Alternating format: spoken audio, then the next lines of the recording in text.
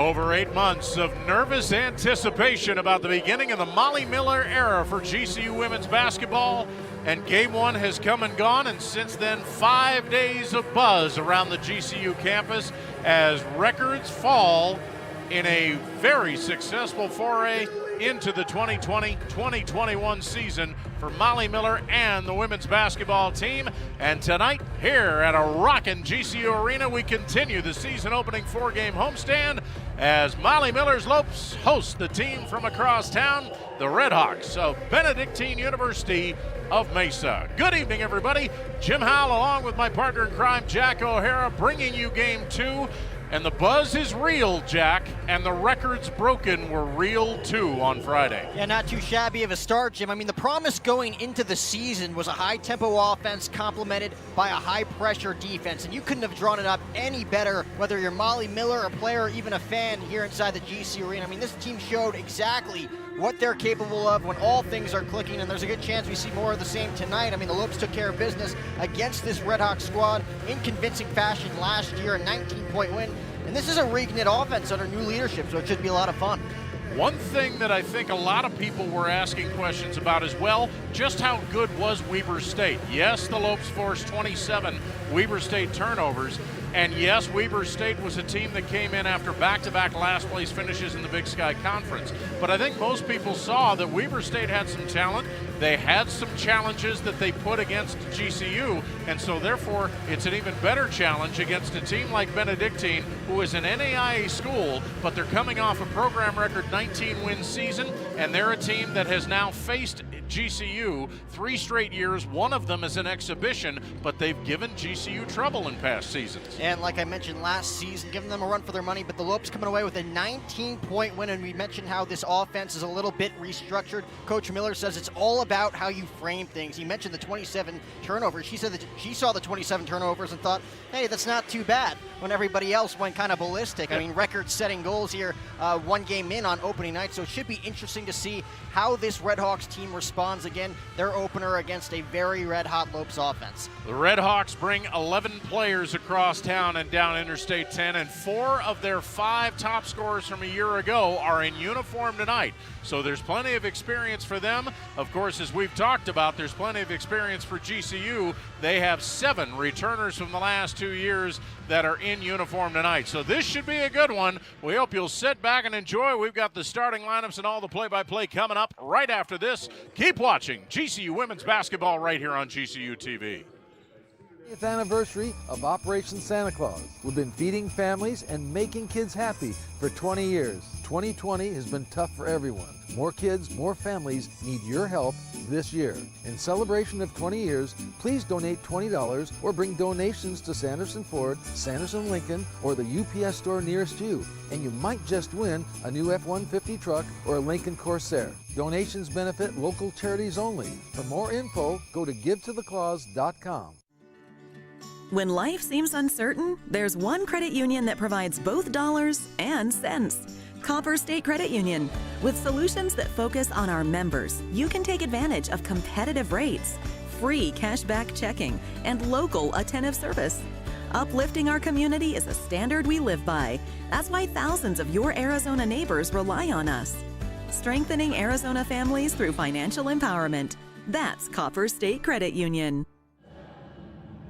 Well, it's something we're starting to get used to in the new normal. As you know, most of the faces that you are seeing behind the benches are cardboard cutouts, but that is certainly not drowning out the noise here at GCU Arena, as the some 250 people that are in attendance are making plenty of noise. So I think a lot of the other 6,500 people that might be here are represented well. Let's take it down to center court and all of the announcements from our PA announcer, A.C. Larkin.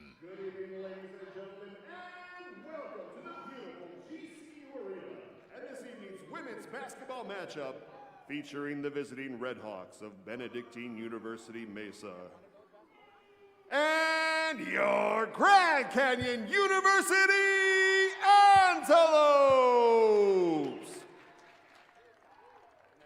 At this time, ladies and gentlemen, we ask that you please rise. Gentlemen, please remove your hats as we begin this evening with a word of prayer led tonight by Abby Beck a junior majoring in pre-occupational therapy and a Havoc leader here at GCU. Let's pray. Dear Heavenly Father, thank you for this beautiful day, and thank you for this opportunity to be able to come together and to grow community. Please keep your hand of protection over all the players, all the athletes, all the refs, and all the officials tonight, and please remind us to give you all the glory and all the honor. Thank you for being our loving Father, and in your precious name, amen. And now, ladies and gentlemen, let's meet tonight's starting lineups. We begin with the visiting Red Hawks. At forward, a 6-foot junior, number 2, Savannah Crockett.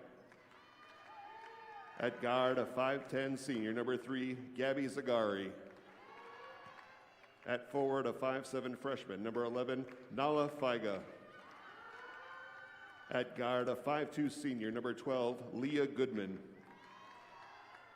And at guard for Benedictine, a 5'6" junior, number 24, Alana Pinder. The Red Hawks are led by head coach Brian Hutchins, assisted by Colton Walker and Julie Hancock.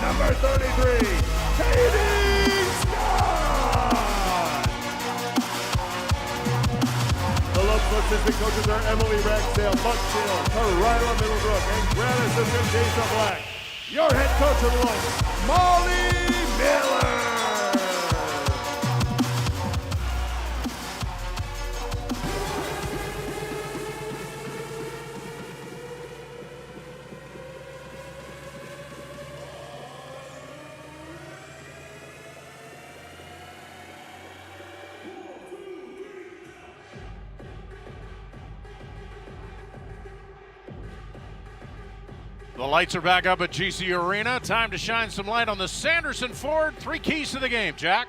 Well, no jinx, and not just sophomores, Jim. I mean, consistency is going to be the key in this one. As fun as the opener was on Friday, putting up historic numbers both offensively and defensively, it was only game numero uno. So look for the Lopes to buckle down and continue what they gave us a taste of last weekend, last Friday, and of course turn them over, and they're done. We said all day Friday afternoon the Lopes were able to use their defense to create offensive boards. Look for them to continue the brutal attack defensively early on as they look to create more and more opportunity for that explosive offense and first shot karma. We talked to Coach Miller about the early jitters that the team had on Friday, and she said it seemed to calm everyone down when they all hit their first shot in their first attempts, which doesn't happen every day. So if this team can get into a rhythm like they did on Friday after their first few points on the board, watch out. The Lopes will start it off on defense as the Red Hawks control the opening tap. They move from right to left across your GCU TV screen.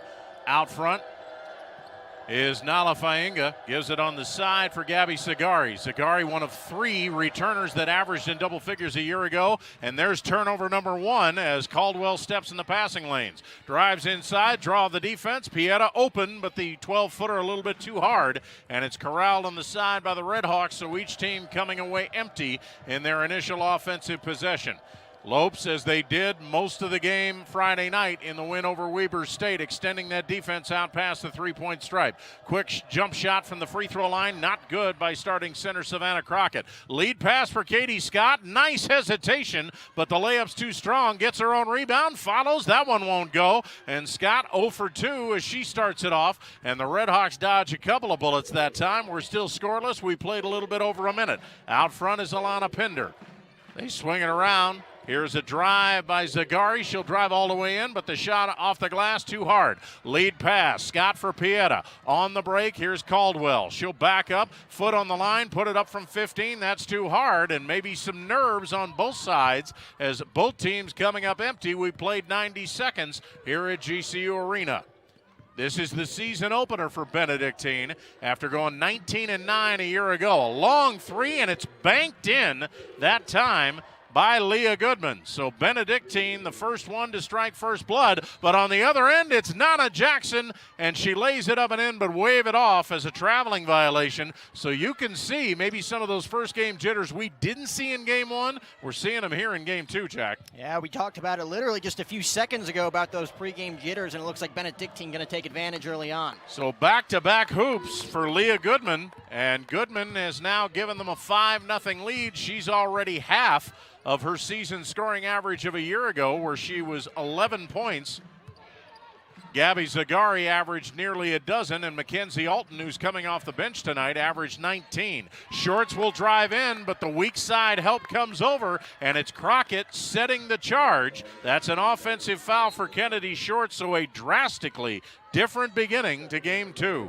Yeah, they seem just a little too bit excited, Jim. Look for them to slow things down offensively when they get that ball back, and look for the defense to do what they did so well in the first quarter of opening day. We mentioned the 19-point lead they got out against the Wildcats on Friday. Look for them to suffocate this offense already down by 5. Fifth-year head coach Brian Hutchins already going to his bench, and inbounding the ball is to Alana Pinder, and now Pinder will bring it up as Rainisha Willis checks in to the lineup for the first time this afternoon. She is one of 4 Phoenix area natives. She went to Sierra Linda High School on the west side. Here's another turnover as the interior is stacked with Lopes defenders. Out front, Scott will fire a 3, and that will be the way to get the lid off the bucket as Scott gets them into the scoring column. A 3 for double threes, Jim. First one of the season for Katie Scott. We mentioned how well she's been able to do under the boards, but you cannot dismiss her range early on this season. Caldwell, another steal, but the Redhawks get back defensively. They lob in for Scott, back to the basket, fake the pass, drive in, little running one-hander is good, and suddenly it's Leah Goodman 5, Katie Scott 5. Once again, the press, and when you're not making shots, that press defense is very hard to get into, but when Katie Scott responds with 2 straight, why, they're able to bother the Redhawks, and the Redhawks will be in the half-court set as we played a little over 3 minutes. Crockett wants to work one-on-one. Pull up from the free throw line, that's too hard. Rebound tipped around, Caldwell keeping it alive, but it goes out of bounds off of Nydeja Jackson, but they call her Nana, and now it's Molly Miller who will go to the bench for the first time today as Carla Balaguer will check in. Balaguer along with Laura Pieta, the Spain connection, both from Barcelona, and Balaguer is 6'2" junior. So Ben Yu will get it back. They will inbound just to the left of their own basket with a fresh 20 on the shot clock. Looking, waiting, finally rifling it out, and intercepted by Laura Pieta. Underthrown that time by Sarah Crutot, who just checked in. And the Lopes come down with a chance to take their first lead. Nice move inside, but Balaguer's pass is knocked out of bounds, and it was last touched by the Lopes' Kennedy Shorts. So Scott going to the bench for an early breather for GCU. Again, full court pressure defense. And this time it's Crutot trying to bring it out against Taylor Caldwell and gets it down the right side. Now stop the dribble. Crockett comes way out on the perimeter to pick it up. She's picked up by Balaguer. Spreading the floor and trying to see if maybe they can work on that interior defense. One bounce, the lob by Willis, and it's knocked away. Another GCU turnover. Here's Short. She'll pull up from 14, just a little bit too hard. Long rebound belongs to Pieta. Lopes with another chance this time down the floor. Open in the corner, Tiana Brown for three. Tiana Brown, who also just checked in during that last stop in play, picking up where she left off. An impressive game one. And the Eastern Arizona College alum now giving the Lopes their first lead at 8-5.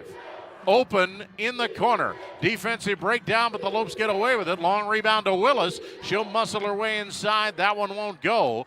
The Redhawks, even though they are undersized compared to the Lopes roster, are getting some second shots, and they're getting second opportunities that way. Kennedy Shorts picks up the foul, and quickly, that's two personals on the Lopes starting power forward. And you see this Redhawks offense taking advantage of some early miscues from this Lopes defense, trying to be as persistent as they were a few nights ago. Lopes not quite as accurate from the outside in this first 4.5 minutes, and it has resulted in the scoreboard. Willis goes to the line. These are the first free throws for either squad on the evening, and she makes the first. Willis again went to Sierra Linda High School in the southwestern part of the Phoenix area. She makes them both, and it's a 1-point Lopes lead as it's now Benu's chance to press, but the Lopes able to break it rather easily. Here is Caldwell, backs away. Her shot too hard off the glass, and that's definitely a sign of some nerves. Here's a lead pass from Julia Farmer. Inside pass.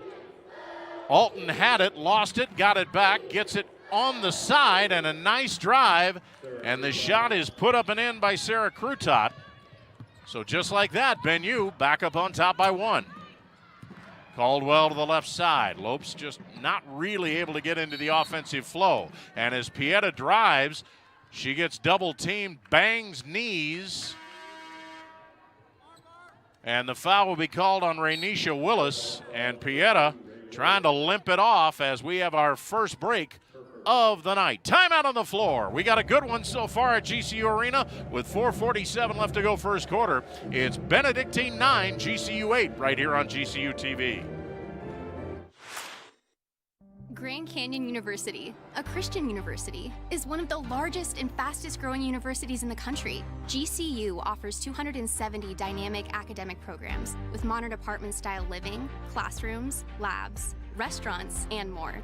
Located in beautiful Phoenix, Arizona, GCU's vibrant community and expansive campus is ranked top 20 for best college campuses in America.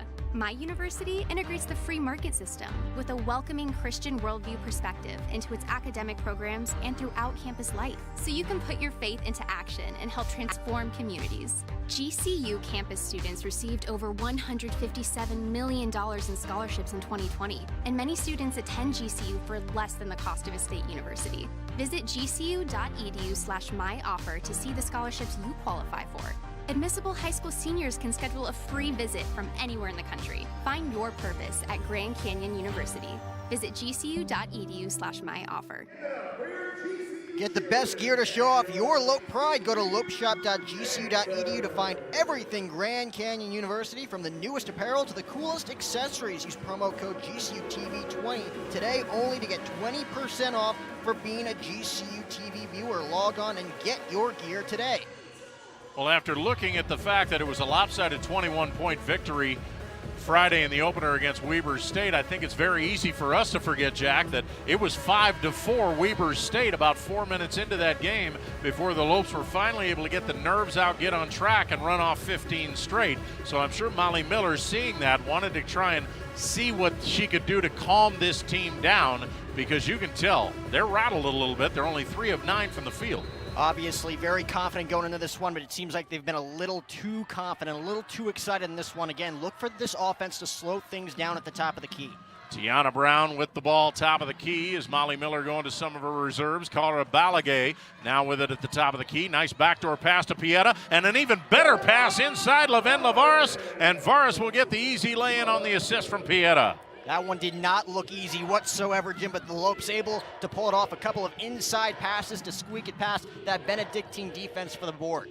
Drive, and the shot not good by Zagari. Inside is Farmer. She'll follow, won't go. And even though Benu has only 3 players on the roster that are 5'10" or taller, as opposed to 7 Lopes that are between 5'9" and 6'2". Bennu is crashing the boards and doing it effectively. Caldwell, the stutter step, has to get it back outside. Pieta on the drive, the little teardrop, in and out, stays out. She was a perfect 3 for 3 from that range in game one. Caldwell almost got the backcourt steal, but it's Willis coming out, gives it to an open Zagari. The three-pointer is good, and Gabby Zagari gets into the scoring column, and Bennu back out on top by 2. Lead pass, Vadas out in front of the pack, and she will score, and that's also something that Molly Miller wanted to work on for this game, is even if she didn't get the turnover, that she was able to get the shot over the top. Now it's Bennu on the drive, and Willis gets it off for Crockett. She will get the easy lay-in. They had a 2-on-2, but both of Bennu's players were out in front of the Lopes defenders. That's something that you know is a cardinal sin in Molly Miller's scheme. 14-12, pass inside, Vadas posting up, quick turnaround is good, and Vadas has only been in the ballgame for a minute and a half. She's got 3 field goals and 6 points. Well, we mentioned the early game jitters for this offense. Ben Lavares coming into this one and not trying to do too much, Jim, just a couple of soft flares for 5 points off the bat. Balagay a little bit over-aggressive out front, and that will cost her her first personal foul. That is the team's third. And we played 7 minutes. Katie Scott and Nana Jackson returning to the Lopes lineup. And Brian Hutchins continuing to substitute at will. Alana Pinder back into the lineup along with Gabby Zagari. They look to inbound on the non-shooting foul. Now just kind of throwing it up, but it comes down in Crockett's lap. She'll put it up but wave it off, as she was as surprised, I think, as anybody to get that pass to her, and she traveled underneath. So now it's the Lopes' turn to try and break the full court defensive pressure. Jackson gets the inbound and has her pocket picked in the backcourt. Steal and a nice one by Leah Goodman, gets it to the cutting Crockett. She'll go to the hoop and score. It'll count, and Crockett will head to the line as she breaks the tie to try for the three-point play. The foul called on Ven Lavares, and right now we're talking about press defense, but we're also talking about on both sides, Jack, because Bennu's press defense right now is working. And I'd say the Red Hawks are adapting well to GCU's full court defensive press, and you mentioned their defense so far working well for them thus far against this Lopes offense. So Crockett to the line to try and make it a three-point play, which she does. And we've had several lead changes so far. Bennu with the largest lead of 5. GCU is not led by more than 3. They need to get Caldwell on track. She's coming off that career high of 21 points in the win over the Wildcats of Weber State. She's yet to get in the scoring column so far.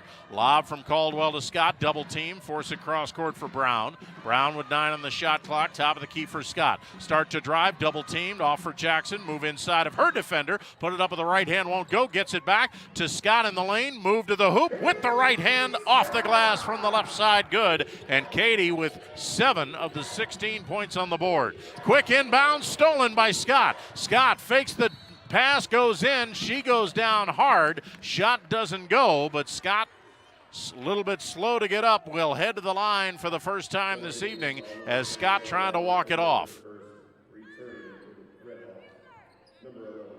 So both teams definitely forcing the hand of the other team as far as their press defense.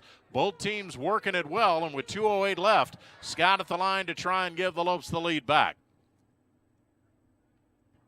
Katie's first free throw off the mark. This is the first time that Scott has gone to the line as a Lope. Trying to tie it here, and does. Already the 4th time we have been knotted up in this first 8 minutes.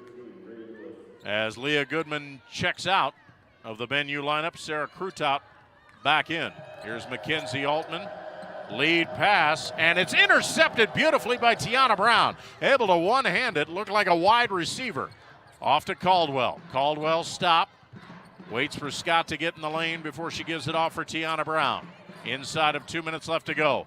To Scott, put it up, won't go. Crashing in is Tavia Rowell, who checked in, gets the offensive board. That'll reset the shot clock for Grand Canyon. Caldwell wants to lob it inside to Scott, being fronted by Alton. Instead, Caldwell will do it herself. Baseline jumper not good. Rowell with the back tap. Another chance for TCU. Brown drive, cross court, open look, Caldwell for three, no. Rebound, fought for, and sneaking in is Mackenzie Alton to get the defensive board. Willis will back it out and try to spread the floor with 1:15 left. Inside pass, and that one tipped away. Caldwell anticipated the pass to the side well. Here's Scott going all the way in, has it poked away at the last minute, goes out of bounds. GCU will get it back as Laura Pieta will give Taylor Caldwell her first breather of the night.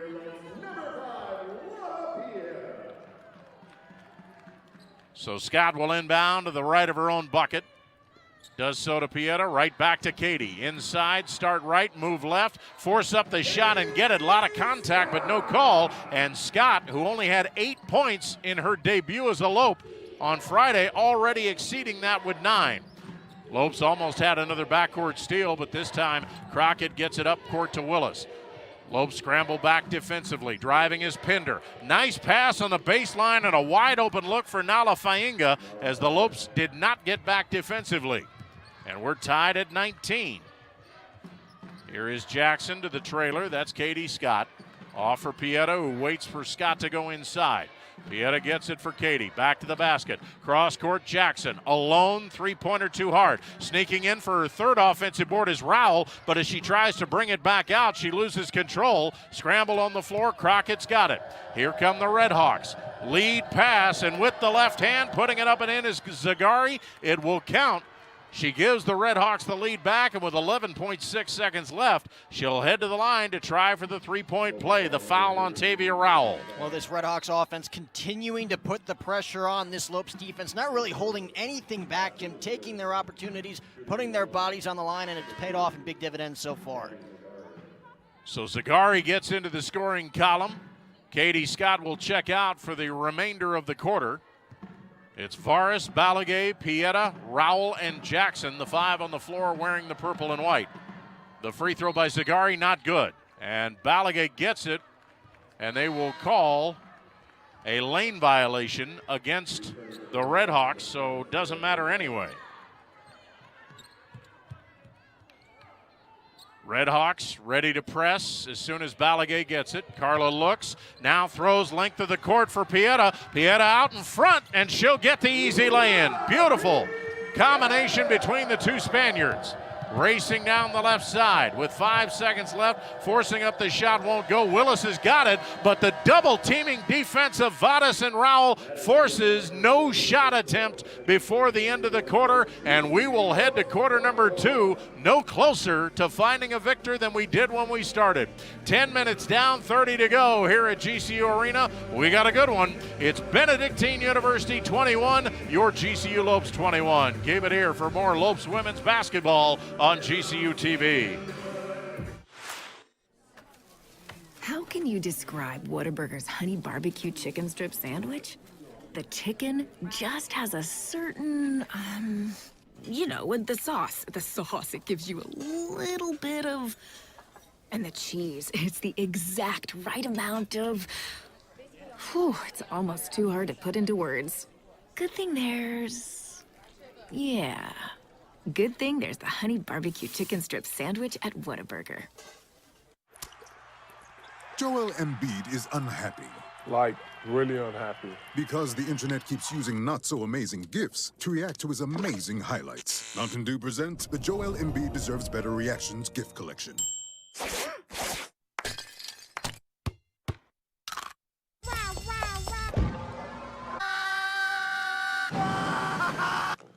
Now I'm so happy.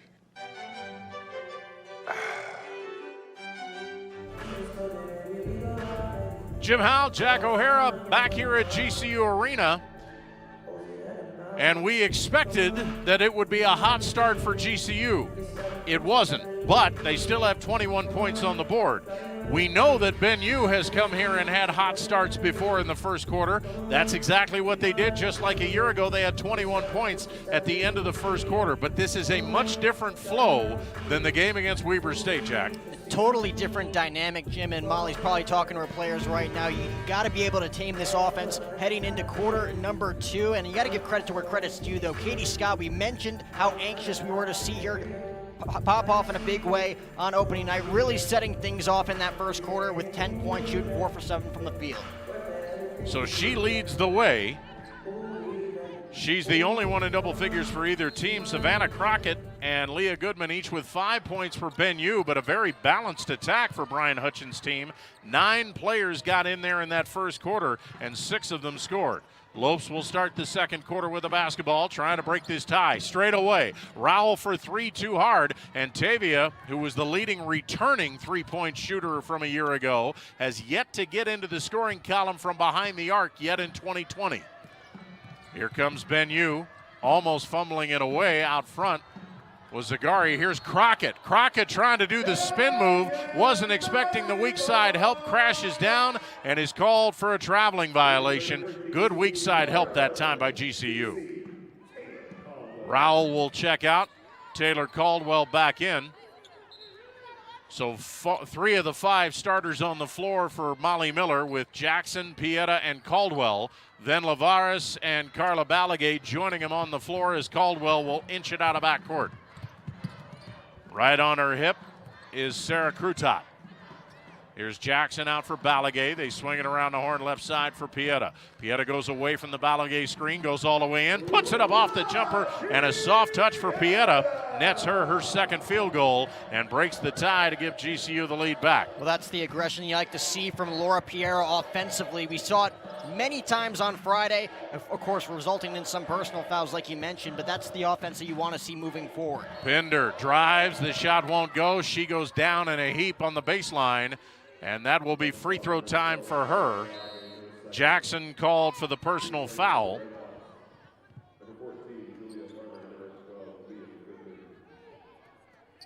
Redhawks in their road black uniforms trimmed in red and white, and the Lopes in their home white uniforms trimmed in purple and black. So Pinder looking for her first points of the evening. And you already see a couple of basketballs being exchanged, and that's part of the sanitization procedures with the new normal. Pinder to the line, the first free throw is good. So now all 5 Red Hawks starters have scored. Pinder trying to force our 6th tie of the night, and she does make it the 7th tie of the night. And we are knotted up at 23 apiece. Again, a trapping defense employed. That leaves Jackson alone on the weak side for 3! And now Jackson is in the scoring column for the Lopes, and GCU with a 3-point ball. Well, that was a familiar sight on Friday, putting up 16 points in the process for Nana Jackson. Wide open shot, great opportunity, and she took advantage of it. Crockett has it stripped away, but it goes over to the side, and another reach-in foul called on the Lopes. It'll be a non-shooting foul.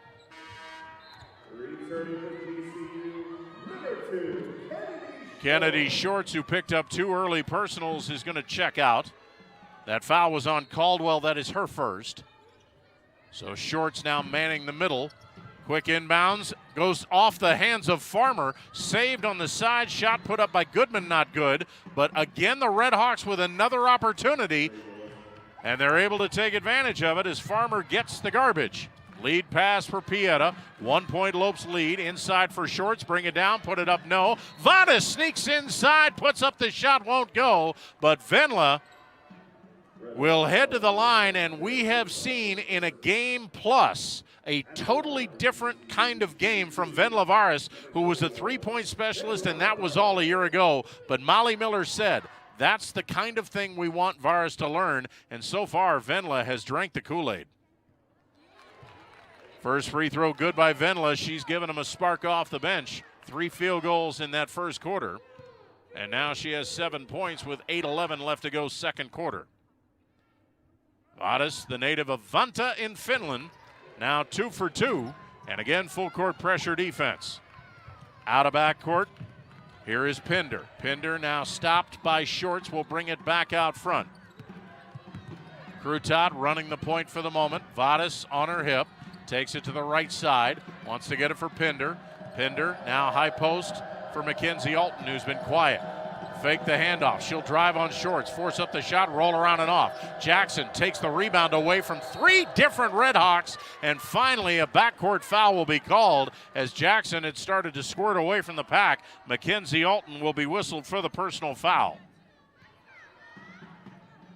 Well, you can tell that the Redhawks are going to crash the boards on both sides of the floor. That's something that GCU didn't have to contend with as much Friday night. They're going to have to adjust for that.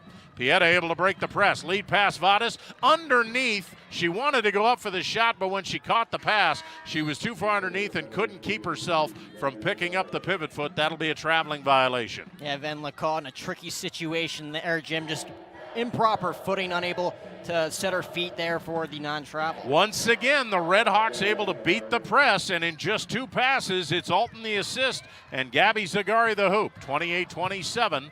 Lopes getting a full battle from this Benue team, which is based out of Mesa. Caldwell still unable to get on track offensively. Drives, puts it up from 10. Off the back of the iron. Pieta keeping the rebound alive. Scramble on the floor, and it'll be a held ball, and the possession arrow favors Benedictine. They'll send it the other way. Brian Hutchins, the man who built this program from the ground up 5 years ago, continuing to substitute at will as Pinder will get a breather and Rainisha Willis will check back out. Molly Miller countering as Tiana Brown will check in for Nana Jackson. Patience by Willis. Gets it up for Alton and decides to get cute. Wanted to fake the pass to the left side and wanted to go to the right, but her pass was way off the mark, and Crutot with no chance. That'll be a turnover. Shorts looking to inbound, gets it for Caldwell, splits the defenders. Now the Lopes have a 3-on-2. Caldwell draw the defense, give it to Brown, fire a 3, rim around, won't go. Sneaking in for the rebound that time is Leah Goodman. Goodman cross court, retrieved in the corner by Zagari. Zagari to the cutting, Mackenzie Alton, but can't get the shot to go. Tough break for Alton, still looking for her first points. Caldwell, stop outside the arc, give it to Vadas. Vadas now for Pieta. Pieta faked the 3. Drive inside. Nice crossover. Put it up and put it in. Lauda Pieta with an array of new moves that we have not seen in her first 2 years. And it's 30-27, Lopes on top. Again, the Redhawks quickly into the front court. Zagari caught by Pieta in the corner. Has to get rid of it to Willis. Willis will back it out. Still 17 seconds to get a shot off.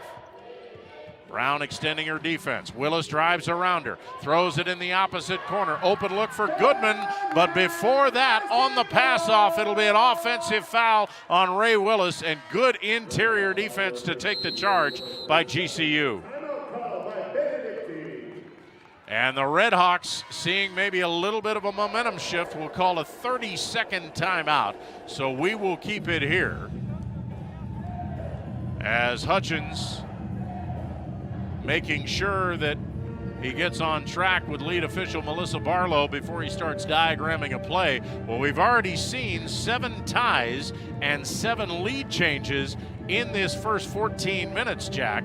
So this is the kind of challenge that Molly Miller wanted to see in a tough non-conference schedule, because when you talk to Molly Miller about who is going to be maybe the biggest challenge, she's looking towards Saturday and Loyola Marymount, who comes in from Los Angeles, but she's getting her hands full with the Redhawks right now. Well, we mentioned how competitive the Wildcats were, and despite how competitive they were, they never really competed in a sense with the Lopes. The Lopes kind of glided and cruised their way to that victory on Friday. And like you mentioned, a lot more difficulty this time around. We did not see the same defense so far in the first quarter and a half that we saw on Friday against the Wildcats. Benedictine doing a great job combating that defense from GCU. We've seen the positive attributions that their offense has done, being aggressive, and right there we saw one of the negative attributions with a couple of charges. Well, and one of the things that you had in your 3 keys to the game was turn them over and they're done.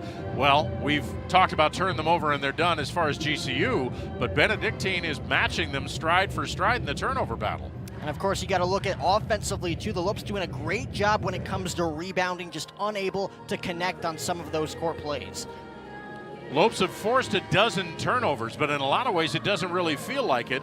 And the Lopes have turned the ball over 6 times themselves. That's already more than half of the 10 miscues that they had against Weber State. So the Lopes, I'm sure, are being told you've got to take care of the basketball, and that extra patience is going to be crucial because the outside shots right now for GCU just aren't falling. So it's Vadas, Pieta, Tiana Brown, Katie Scott, and Taylor Caldwell back into the lineup for GCU. Caldwell will bring it out of backcourt. Right on her hip is Leah Goodman, and as she drives, an offensive foul will be called on the Lopes. Caldwell apparently pushing off, and that is her second. So Molly Miller taking a glance at her bench, deciding whether or not to keep Caldwell in the ballgame. Lopes will press. Crockett, the center, comes to get it. Gives it off for Gabby Zagari. Zagari covered by Katie Scott in a switch. Handoff for Mackenzie Alton. Here's Crockett on the right elbow. Vadas will drive. Crockett's shot won't go. She looked at the referee saying there was a lot of contact, but no harm, no foul. Scott outlets it for Caldwell. Beautiful pass inside. Cutting to the hoop is Vadas. She'll put it up and in, and Vadas off the bench, already in double figures with 10 points. Well, we can get used to seeing this, Jim. I mean, Bedlin Varas making it look way too easy. She's not trying to do too much, and it's resulted in a lot of big plays for the Lopes. Crockett able to get a little bit of room. She'll drive in and put it up off the glass, and Crockett from the center position has 7 points to lead the way. Caldwell, coast to coast, puts it up high off the glass, and finally, Taylor Caldwell in the scoring column, but a little bit ginger as she comes back defensively. And now Caldwell, I'm not even sure she got a hand on it, was able to force the ball out of bounds. Looked like it went off Crockett, but they say it went off GCU's Lauda Pieta. So maybe GCU getting a little bit more wise now to that throw over the top that Brian Hutchins' team has been doing to perfection in the first quarter and a half. Looking to inbound, Zagari waiting, finally gets it for Pender. Back for Zagari, drive the baseline, tried to throw it in the lane. It's knocked away, Scott got a hand on it. Crockett gets it back as we pass the midpoint of this second quarter. Pender comes around to screen, tried to get it back for Crockett. Caldwell fighting and going up into the second row to save it. Can't save it from going out of bounds, so 11 seconds for the Red Hawks to get a shot up. Zagari inbounding right in front of the Lopes bench. Looking, waiting. Finally has to throw it over the top. Caldwell almost got a hand on it. Back to Zagari in the corner for Pender. Pender with 5, now with 4. Crockett doesn't see it, now she does. Fire from 15, roll off, not good. Scott with the alert play to get the rebound, and then a little bit too aggressive trying to knock that ball out of her hands is Faenga. She will pick up the personal foul. That is team foul number 4 for Ben Yu here in this second quarter. One more, and they'll put the Lopes at the free throw line, the remaining 4:40. Non-shooting foul this time, as once again the Red Hawks not covering the inbounds pass as they get ready to set up the press. Caldwell gets it, make that Tiana Brown as she inbounds to Lauda Pieta. Julia Farmer now with the defensive assignment on the Lopes, 3-year starting point guard. Pieta calls out a set play, taking her time as they try and spread the floor and go into the half-court set. Pieta stop. They want to get it in for Scott, but they're double teaming her. Here's a drive by Jackson. That one is rejected by Crockett. Nice play to come over and help out with the defense and get the block shot. Here's Ray Willis. Willis driving on Tiana Brown. Hand off. Here's Crockett. Crockett faces the hoop. Off for Willis. Willis draws the defense. Give it off. High arching 3 won't go. Rebound. Farmer scrambling with Scott in the lane. Both people go down, and the held ball will send it the other way on the alternating possession. Rowell and Shorts back in for Molly Miller. Scott and Vadas, the 2 leading scorers who've combined for 20 of the 34 points the Lopes have on the board, will each get a breather at the 3:57 mark. Ben Yu will have possession of it. But now if this was a held ball, I think the Lopes should have had the alternating possession arrow. And that's exactly what referee Tiffany Bird is going to say. So Shorts instead will inbound it for GCU with a 5-point edge. It equals their largest. Neither team has led by more than that margin. It's been that tight. Jackson, top of the key for Rowell. They swing it around left side for Pieta. Around a Rowell screen. Throws it back for Tavia. Fake the three. Drive the baseline. Pass inside for Shorts. Won't go. Shorts gets it back. And a whistle and a foul underneath. The foul is on Faenga. I'm not even sure, Jack, that pass was intended for Shorts, but Shorts using all of her 6'1" frame to rip that one out of the air. And we'll see if this gets Kennedy Shorts going. We mentioned the 17 points on Friday. Again, only playing nine minutes her freshman year, of course, 23 games a season ago. Looking to be a big impact on this offense this season. We saw Taylor Caldwell pick up her first boards moments ago. She got very feisty defensively after that. Look to see the same here from Kennedy Shorts if she's able to knock these 2 free throws. Caldwell and Shorts combined for 23 points in the first half against Weber State. Shorts' next free throw is in and out. They have a combined total of 3 so far tonight. Again, the Lopes trying to press, leading by 6. But getting it into the front court is Sarah Krutot. Now she's double teamed. Drives away from it. Now throws it right into the lap of Pieta, who saves it from going out of bounds. No, she doesn't. They say she had a hand and a foot on the out of bounds line. So now 16 seconds on the Benue shot clock as Krutot will inbound it on the side. She looks, has to throw it out for Crockett. Swinging around left side for Pinder. Pinder directing traffic. Farmer outside. Drives around a Crockett screen. Stop. Can she get a shot off? No. Instead gets it to the cutting Zagari, but Zagari has it blocked. I think that was Rowell who got a hand on it. Lead pass, and it splits the 2 offensive players, Pieta and Jackson. Neither one quite sure who was going to get to it. Nobody did. It's a GCU turnover. So Krutot will inbound it for Zagari. Lead pass knocked away. Comes to the backcourt. Pinder's got it. Now almost throws it away again. Finally holding on to it is Leah Goodman. She'll fire a long 3. Not a whole lot of offensive spunk there as that one's short and Rowell comes down with it as we're inside of 3 minutes. And GCU very, very slowly building a 2-possession lead. Pieta yo-yoing the ball out front, wants Shorts to go inside. Give it to Rowell with her back to the basket on the high post. Now throws it away, but it comes back to her. Tavia's got it. Stop the dribble. Out front, 6 on the shot clock for Pieta. She sees it, drives inside. Teardrop bound around and off. Shorts keeps it alive for Pieta. Fresh shot clock for Grand Canyon. Jackson decides to slow it up. 2:17 left to go in the half, 12 on the shot clock. Brown around a screen, 3-pointer, way too hard. Crockett with the inside position as the defensive rebound. Savannah bringing it all the way down. She'll stop, off-balance jumper from 10, roll around and off. Nothing but white jerseys underneath for the defensive board.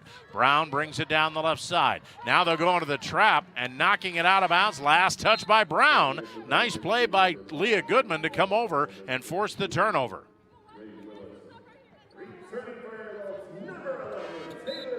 Taylor Caldwell, Carla Balagay back into the lineup. Rowell and Tiana Brown will leave. And we're inside of 2 minutes remaining as Pinder looks to inbound. Does so. Alton able to shed the defender, almost travel. Now throws it cross court. Here's Krutot out front for Pinder. Waits for a Crockett screen, comes around it. Balagay with a good switch, but alone in the corner is Krutot for 3. That's short. Rebound tipped out front. Ray Willis has got it. She'll back up, fire a 3 of her own. Air ball. Inside Krutot. She'll throw it back out front. No reset on the shot clock. 1.5 left in the half. 10 on the shot clock for Pinder. Pinder, double team. Lob inside, intended for Crockett, and Caldwell climbs the ladder for the steal. Lead pass, Balagay. Can she get to it? Yes, and she'll lay it up and in. Well, it wasn't the prettiest thing in the world, but Balagay able to put the brakes on and get her first field goal. 37-29 as we near the 1 minute mark. Pinder passes up the 3. Throw it to Crockett from the free throw line. Got it. Crockett's been putting that shot up most of the half. That's the first time she's been able to find the range. 37-31 as we're under a minute. Caldwell to the trailer. That's Balagay. Right side for Pieta.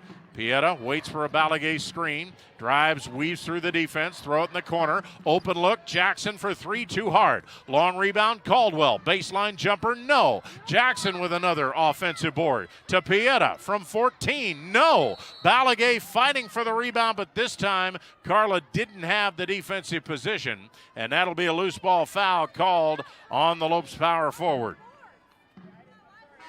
Second personal on Balaguer. And Kennedy Shorts is going to come out. Katie Scott will be in for defensive purposes for the final 35.5 seconds. And Molly Miller's also going to bring in Brown and Vadas again. She doesn't want Balaguer to pick up that third foul, and she's also going to bring Katie Scott back out. So the Lopes will press. 5 seconds difference between the shot clock and the game clock. They go for the long pass, almost too long. It's corralled in the corner. Just trying to stay upright is Fainga. And as the Lopes converge, a whistle and a foul on the far side of the floor. That'll be a holding foul called on Jackson. And both teams are now in the bonus. And check that, that's on Tiana Brown. That is her first. So Nala Fainga will go to the line for the first time tonight. And that play only took 7 seconds. So the Lopes, actually 6 seconds. So the Lopes now, with the shot clock off, can go for the final shot of the half after Fainga's free throws, and the first one's good.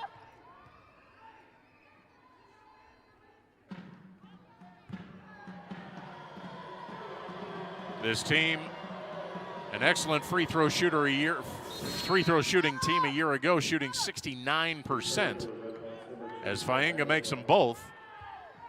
And so far, they have picked up where they left off. They're a perfect 6 for 6 from the stripe here in this first half. Pieta takes a glance at her head coach, Molly Miller, before she heads to the opposite side of the floor and methodically moving it out. As the Lopes want to work for the final shot, they still have 18 seconds to do it. Pinder pressuring Pieta out by the midcourt stripe. Down to 12, now 11. Pieta starts to drive. Stop at the free throw line. Backdoor pass for Jackson. Had to retrieve it, and as she was going out of bounds, tried to throw it in the corner for Vadas. Krutot stepped in front, knocks it out of bounds. So now that allows Molly Miller, as the Lopes will get the ball back, to get Scott in there with the final 6.6 seconds, and Katie, the freshman, will inbound. Scott looks, gets it on the side for Caldwell. Can't get it in for Scott, instead give it to Brown. Brown with 2 seconds will back up, fire a three. That's high off the iron, not good. And that is the way the second quarter will end, as the Lopes kept fighting to try and make it a bigger lead. Got it as high as 8, but they will head to the locker room with a 4-point cushion at 37-33. And this is the kind of challenge that Molly Miller wanted to see. This is the kind of challenge that Benedictine right now is only too happy, Jack, to be able to give them. Well, it's like night and day, Jim. Like we saw on Friday, this defense was able to suffocate the Wildcats en route to a 19-point victory. Totally different dynamic today. The Lopes defense has had a ton of problems with this Red Hawks offense, in large part because this Red Hawks offense coming right after this defense, making things happen right away, where the Lopes kind of methodical there in the later stages of quarter number 2, making things happen. We mentioned the rebound game has been significantly strong for the Lopes, but it should be interesting to see what happens in the second half. Up by 4, you mentioned slowly but surely they were able to pick the pieces together, up as by many as 8 in this quarter. So it should be interesting to see how this offense sets off in quarter number 3. Well, we hope you'll stick around for our halftime show. We've got our latest edition of Lopes 60. We'll also give you a chance to get to know a couple of our newcomers, Katie Scott and Nydeja Jackson. That's all coming up after this break. We are at halftime at the GCU Arena in the heart of Phoenix. And your score, the GCU Lopes 37, the Benedictine University Redhawks 33. Keep it here for more on GCU TV. We made USAA insurance for members like Kate, a former Army medic made of the flexibility to handle whatever Monday has in store and tackle 4 things at once. So when her car got hit, she didn't worry. She simply filed a claim on her USAA app and said, "I've got this." USAA Insurance is made the way Kate needs it. Easy. She can even pick her payment plan, so it's easy on her budget and her life. USAA. What you're made of, we're made for. As a kid, I always dreamed of being a Division I athlete. GCU supported that dream, and they also allowed me to get an education. So when I came to GCU, I was able to transfer enough credits in to fast track my education. So I graduated in 3 years with a master's, and I did it debt-free because I had athletic and academic scholarships. I'm Mackenzie, and I earned my MBA from Grand Canyon University. There's thunder in all of us. Come find your purpose at Grand Canyon University. From reimagining the way you work to reassessing what you need, you've changed the way you do business. And now, so have we. With no annual contracts and flexible internet and voice solutions, you'll have what you need to get back to business. Rethink, reconnect, reimagine. Switch to Cox Business today.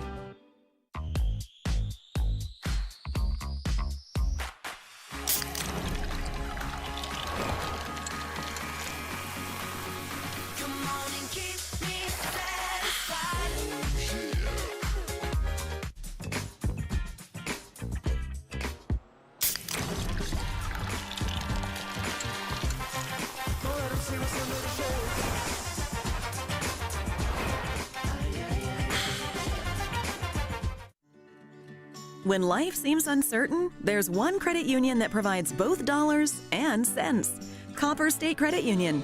With solutions that focus on our members, you can take advantage of competitive rates, free cashback checking, and local attentive service. Uplifting our community is a standard we live by. That's why thousands of your Arizona neighbors rely on us.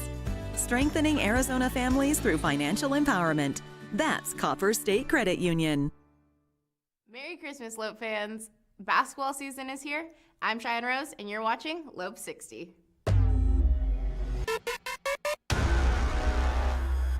With the season just starting, the Lopes came out the gate blazing with a 2-0 record to start off the year. Starting with Grambling State, the Lopes got past the Tigers 69-53. That had all eyes set to Saturday night, where the Lopes rolled past Benedictine 94-63. Grad transfer Asbjorn Midtgaard set a career high of 15 rebounds in his Lopes debut, and then followed that up with a career high of 20 points in Game 2. Midtgaard and Alessandro Lever led the Lopes in scoring. The Molly Miller era has started strong for the Lopes with a GCU Division I scoring record and tying their Division I opponent turnover record at 27. Lopes baseball has been busy with recruiting for the 2022 season, with 5 position players, 4 pitchers, and a couple of two-way players. Welcome to the Lopes. We can't wait to have y'all on campus. Golf has signed Matteo Cristoni to join the program next season. He's been one of the best juniors in Europe and is the highest ranked recruit GCU has signed. I'm Cheyenne Rose, and that was your week's Lope 60. Remember to mask up and Lopes up. That is something that if you have recognized this voice before and say, you know, I think I've heard that somewhere before, well, Jack O'Hare has done a few of those Lope 60s and done them quite well, and we thank you very much for Cheyenne. We also want to say that, you know, she mentioned some of the Twitter and Instagram. Well, we've got a couple of people that are very hardworking. The GCU women's basketball Twitter and Instagram is something that is always constantly moving, especially during games. And so check out what Diana Johnson and Montana Lambden are doing right now, because they've got plenty of the highlights. We've also got a chance to kind of meet one of our newcomers, the lady they know as Nana. Coming up on the other side of this break, we will give you a chance to get to know Nydasia Jackson. It is halftime, 37-33, Lopes on top of Benedictine, right here on GCU TV. It's the 20th anniversary of Operation Santa Claus. We've been feeding families and making kids happy for 20 years. 2020 has been tough for everyone. More kids, more families need your help this year. In celebration of 20 years, please donate $20 or bring donations to Sanderson Ford, Sanderson Lincoln, or the UPS store nearest you. And you might just win a new F-150 truck or a Lincoln Corsair. Donations benefit local charities only. For more info, go to givetotheclaus.com. Grand Canyon University, a Christian university, is one of the largest and fastest growing universities in the country. GCU offers 270 dynamic academic programs with modern apartment-style living, classrooms, labs, restaurants, and more. Located in beautiful Phoenix, Arizona, GCU's vibrant community and expansive campus is ranked top 20 for best college campuses in America. My university integrates the free market system with a welcoming Christian worldview perspective into its academic programs and throughout campus life, so you can put your faith into action and help transform communities. GCU campus students received over $157 million in scholarships in 2020, and many students attend GCU for less than the cost of a state university. Visit gcu.edu/myoffer to see the scholarships you qualify for. Admissible high school seniors can schedule a free visit from anywhere in the country. Find your purpose at Grand Canyon University. Visit gcu.edu/myoffer. How can you describe Whataburger's honey barbecue chicken strip sandwich? The chicken just has a certain, you know, with the sauce. The sauce, it gives you a little bit of... And the cheese, it's the exact right amount of... Whew, it's almost too hard to put into words. Good thing there's... Yeah. Good thing there's the honey barbecue chicken strip sandwich at Whataburger.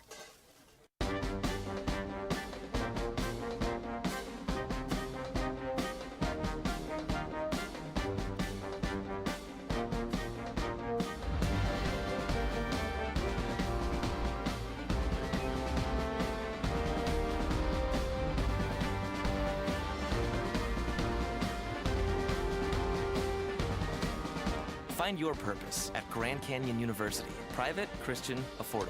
Visit gcu.edu. Food I can eat every day is seafood. My favorite other sport to watch is football. My favorite other sport to play is softball. My favorite shoe is the Jordan 11.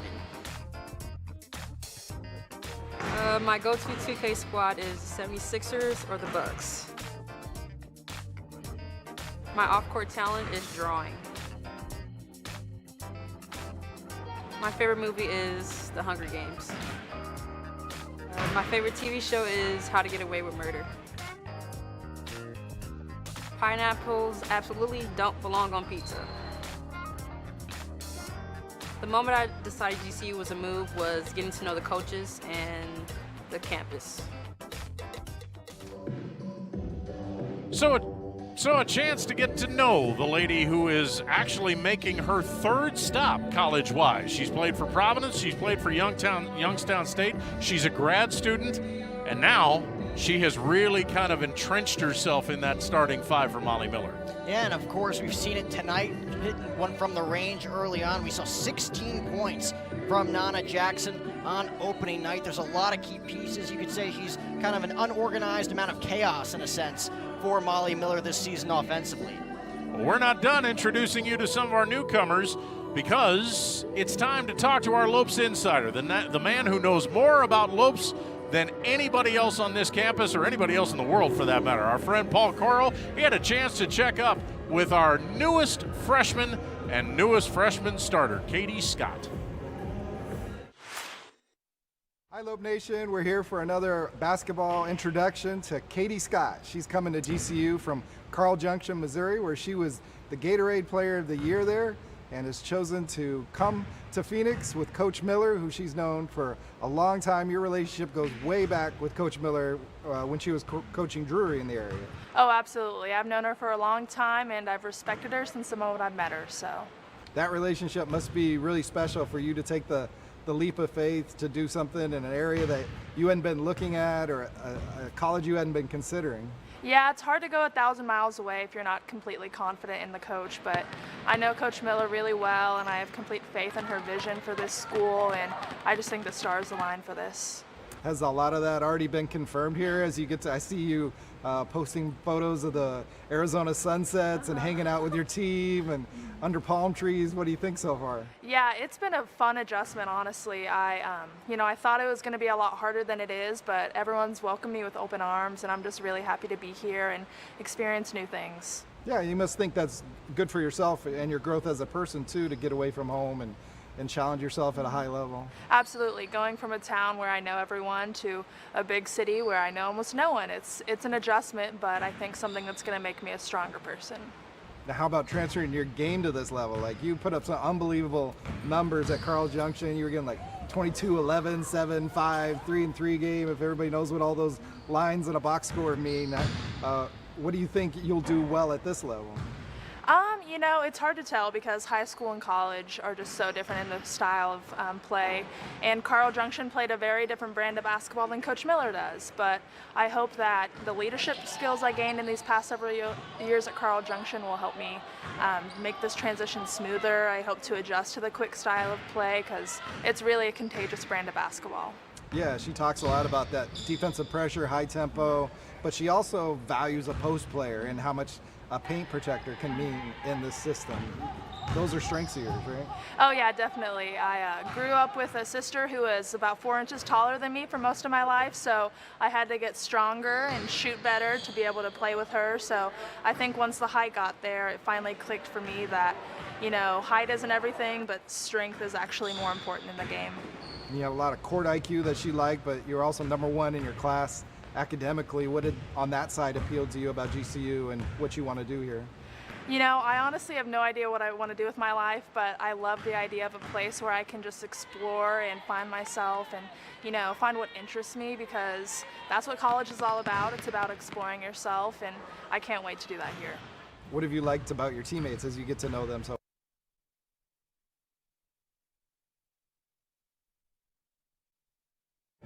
the rebounding battle's close. The only thing about it, yeah.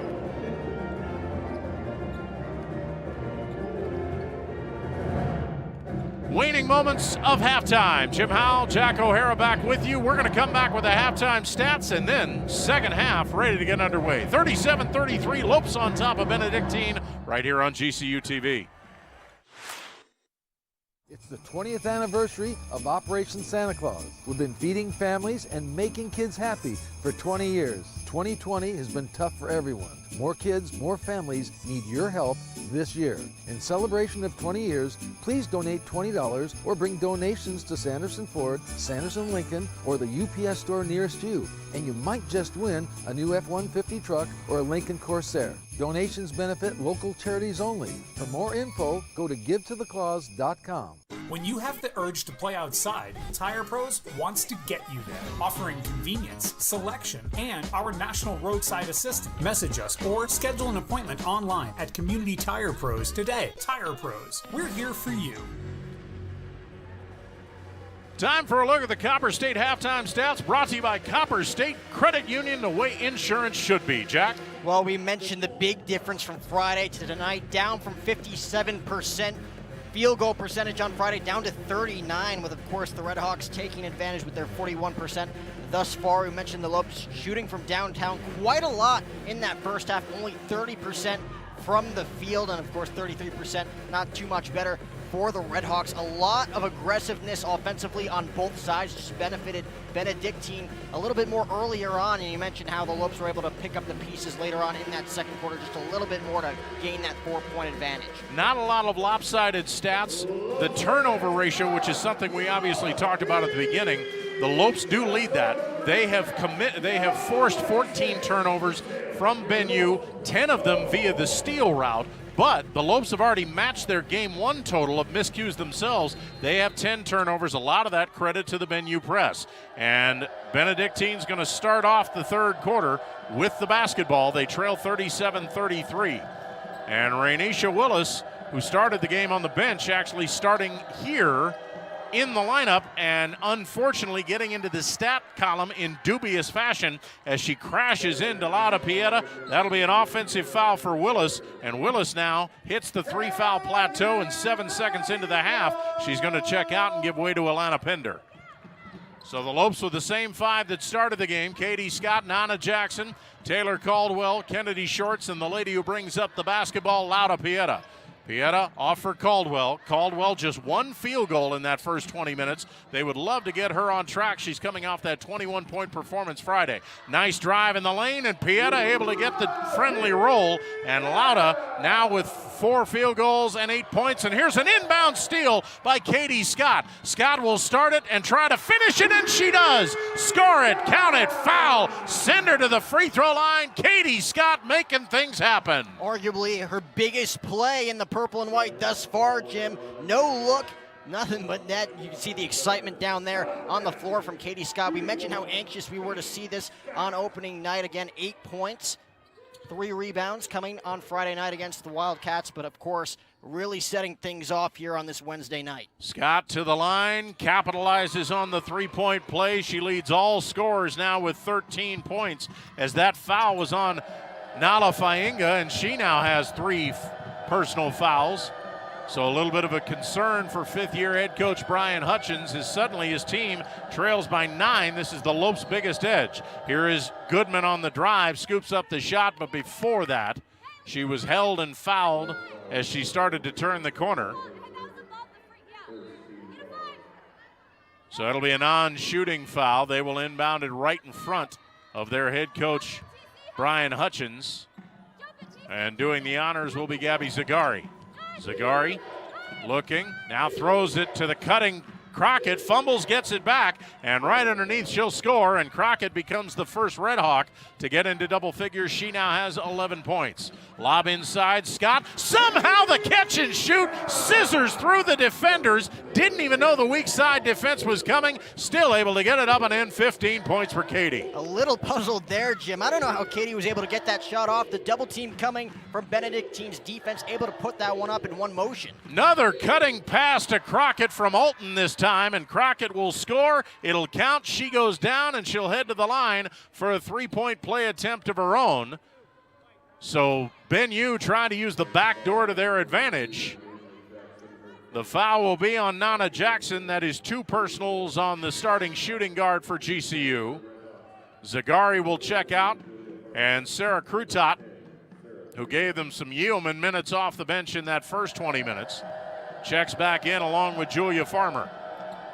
So Crockett leading the way, and the free throw is good. She has 14 points. So right now the center position is the main focus offensively for both sides. Scott with 15 for GCU, Crockett with 14 for Ben Yu. Shorts inside. The hook shot is good, and finally Kennedy Shorts gets the field goal to go. Katie Scott, yet another inbound steal and yet another finish underneath, and Katie Scott with a big smile on her face. I think it's safe to say that double threes has a lot of confidence going for her right now. The drive inside, the shot off balance. Alton can't get it to go. Follows, that one won't go. Scott got a piece of it. Here's Shorts to Pieta, intended for Caldwell. A little bit too much lead time on that one, and that'll go out of bounds. That will be turnover number 11 for Grand Canyon. Then Lavaris will give Katie Scott a breather. And Scott, as you can imagine, huffing and puffing a little bit as she takes a seat, but still with plenty of smiles. Pinder has it rejected from behind. Jackson making up the ground to swat it out of bounds. Well, there's that chaos we were talking about, slapping that one away, as you can see on the replay from Nana Jackson, doing things both on the offensive boards and defensively. If at first you don't succeed, try again. Here is Alton getting it out front. Stops, scoops it for Farmer. Throws it in the corner. Krutot for 3. High arching shot is good. Sarah Krutot with her second tray. And here come the Lopes on the transition. And it's Caldwell the assist. And Ven Lavaris picking up where she left off after impressive first half. Now has a dozen. Lead pass for Crockett, but Shorts is right with her. And as she tried to throw it on the side for Krutot, it's Jackson again, getting in the passing lanes and knocking it out of bounds. So Willis back into the Ben Yu lineup. Carla Balagay will check back in to match up against Crockett in the middle for Grand Canyon. Willis has to be careful. She's playing with those 3 personal fouls. Handoff for Pinder, 16 on the Ben Yu shot clock. GCU's lead is 9. Willis driving. Stop. Did she put the brakes on too late? Yes, she did. Wanted to spin away from Caldwell, but TC held her ground, and that'll be a traveling violation. Another Ben Yu turnover. Well, the Redhawks being just as aggressive as they were in the first half. Things just not going their way thus far here in the first few minutes, and the Lopes have done a nice job taking advantage. So the lineup for GCU as Balagay tries to inbound against that Benue press is Balagay, Vadas, Pieta, Tiana Brown, and Nana Jackson. Jackson gets the ball in the front court. High post for Balagay. They swing it around the horn right side for Pieta. Pieta springs free, throws it cross court. Open look. Brown for three short. Long rebound. Vadas back to the cutting Brown to the hoop for two. And chemistry all around as the Lopes knowing exactly where everybody is moving. Double teamed is Pinder. She brings it up court for Crutot. Lob for Crockett. She's had the hot hand, and this time she sets up the nice assist as Mackenzie Alton, driving well without the basketball, will lay it up and in to make it a 52-43 Lopes advantage. Here is Pieta shedding the defender. Balagay out high, sheds it for Tiana Brown, comes over, sets a screen for her. Tiana starts right, moves left, draw the defense, kick for Vadas. There's a three. That one won't go. Crockett with the inside position, boxes out for the board, and now it's 5'11" Mackenzie Alton bringing it out of backcourt. Alton to Crockett, and the Lopes fell asleep defensively as Crockett will get the easy lay-in. And the Lopes just kind of standing around, and now Pieta and Brown at the free throw line talking to each other as Crockett went down and is still down, and I think that may be nothing more than a cramp, but she is in pain as her teammates go to try and straighten that leg out. And not a good look for the Redhawks offense right now, with Crockett being the leading scorer with 14 points after that bucket. But like you said, the Lopes just falling asleep. Obviously a little bit of miscommunication there from Laura Pierre and company. Again, a 9-point lead. The Lopes just trying to direct traffic here, trying to keep this at a sizable lead. Brian Hutchins, the 5-year head coach for Benedictine, as we have an injury timeout on the baseline and tending to his fallen star, Savannah Crockett, as the Lopes training staff trying to stretch out that cramp. Hutchins, who has led the team to 3 out of 4 winning seasons in his 4 years since he began the program back in 2016, and they almost made 3 out of 4 playoff tournaments in the California Pacific Conference. They were just nosed out of the tiebreaker a year ago that would have allowed them to get back there, but a 19-win season, which is a program record a year ago, and Hutchins, who has an extensive resume of coaching in high school here in the Phoenix area. He led Campo Verde High School to 3 state tournament appearances in his 7 years as the head coach. He's also been an assistant coach at Mountain View, at Apache Junction, and at Queen Creek. What do you think, Thunder? Yep, I agree with you. Thunder trying to add his expert commentary to this broadcast, as he always does. Savannah Crockett will walk off on her own power. Crockett will have to leave the game. I think some of the Redhawks asking if there was a foul involved, but no dice. So they've broken their huddle, and Molly Miller has given her final instructions to her team as they come out with a lineup of Vadas, Balagay, Brown, Scott, and Taylor Caldwell. And we should mention that's Tiana Brown. Tiara Brown has not seen any action. She has been battling a hamstring injury for the last couple of weeks, and Molly Miller said she was going to be a game-time decision. So here's Caldwell bringing it out of backcourt with Crutot on her hip. Give it to Scott at the high post. One bounce, give it on the backdoor cut to Brown, and it's a beauty. Great assist by Scott, and Tiana Brown with her second field goal of the quarter. She's got 7 for the game. 54-43, now it's Goodman slicing through 4 different defenders, and she'll get the layup to go. Inbound steal, Alton inside for Zagari. She'll score, and just like that in the span of 7 seconds, Benedictine back within 7.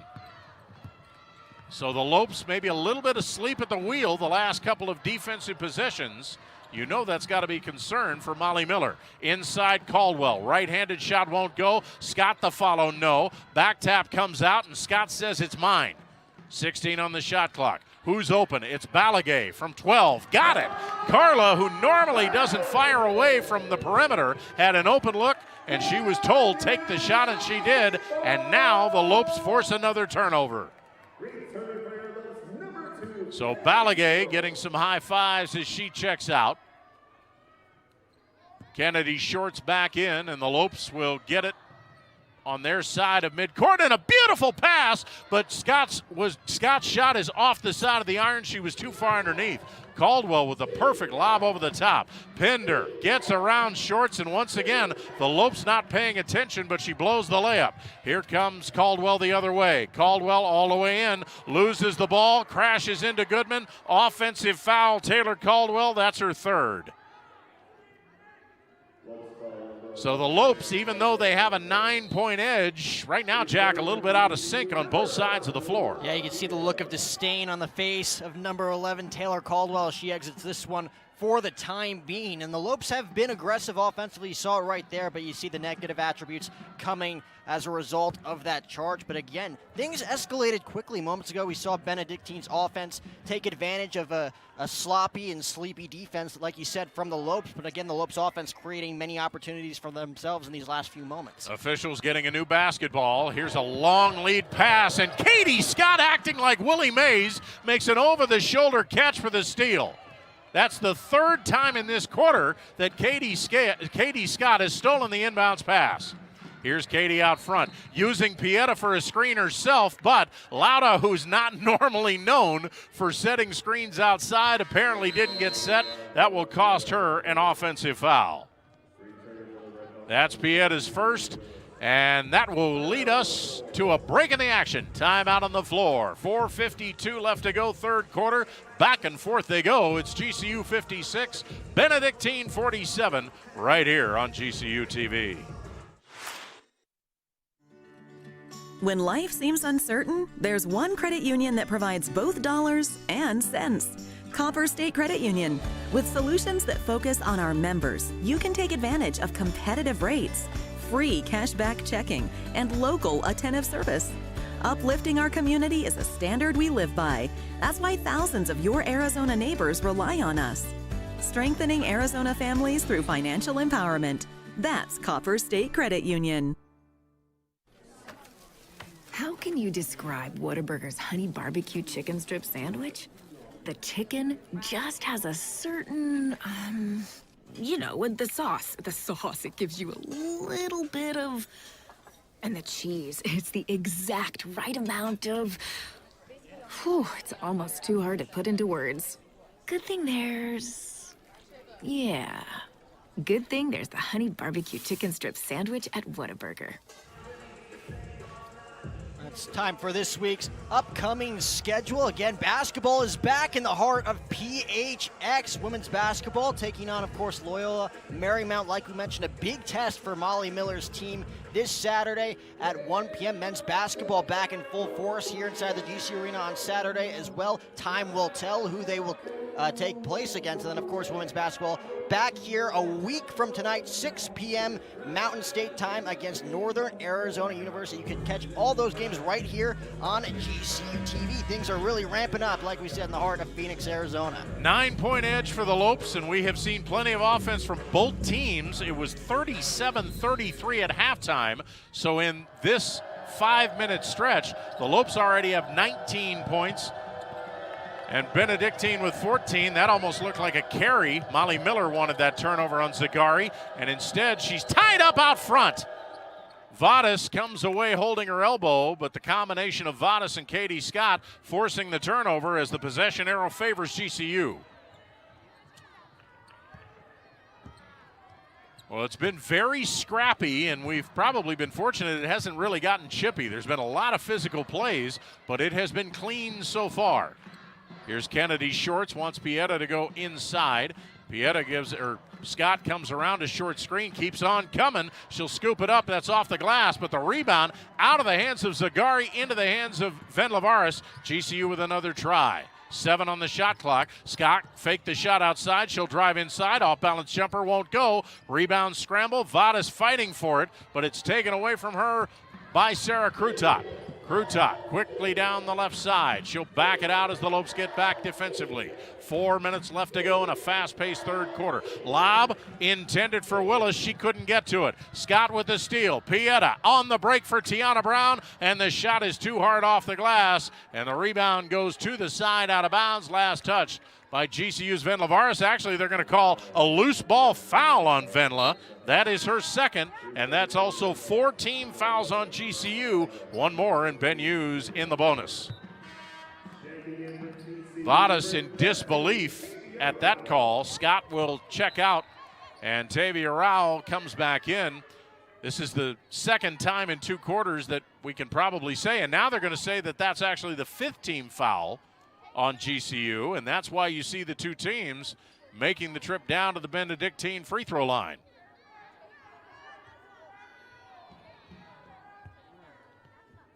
So that means Sarah Crutot will head to the line for the first time on the evening. Sarah with 3 field goals off the bench and 8 points, trying to make this a 7-point Lopes edge as she makes the first. Largest lead for Benedictine was 5. They had that on a couple of occasions in that first quarter, and the Lopes have extended it to as much as 11 points. That was earlier in this quarter. Crutot makes them both. She is now one of 2 players on the Red Hawks squad in double figures, the other being Savannah Crockett, who right now is being tended to on the bench after suffering that leg cramp. She has 16 points to lead the way. Pieta and Rowell inching their way out of backcourt as Benedictine backs off that full court press. Brown out to Rowell. Rowell gives it to Pieta, almost threw it away as Lauda was going the other way. Now it's Pieta and Rowell trying to work the pick and roll. Rowell sneaks inside. Vadas with 7 on the shot clock, lobbed to Shorts.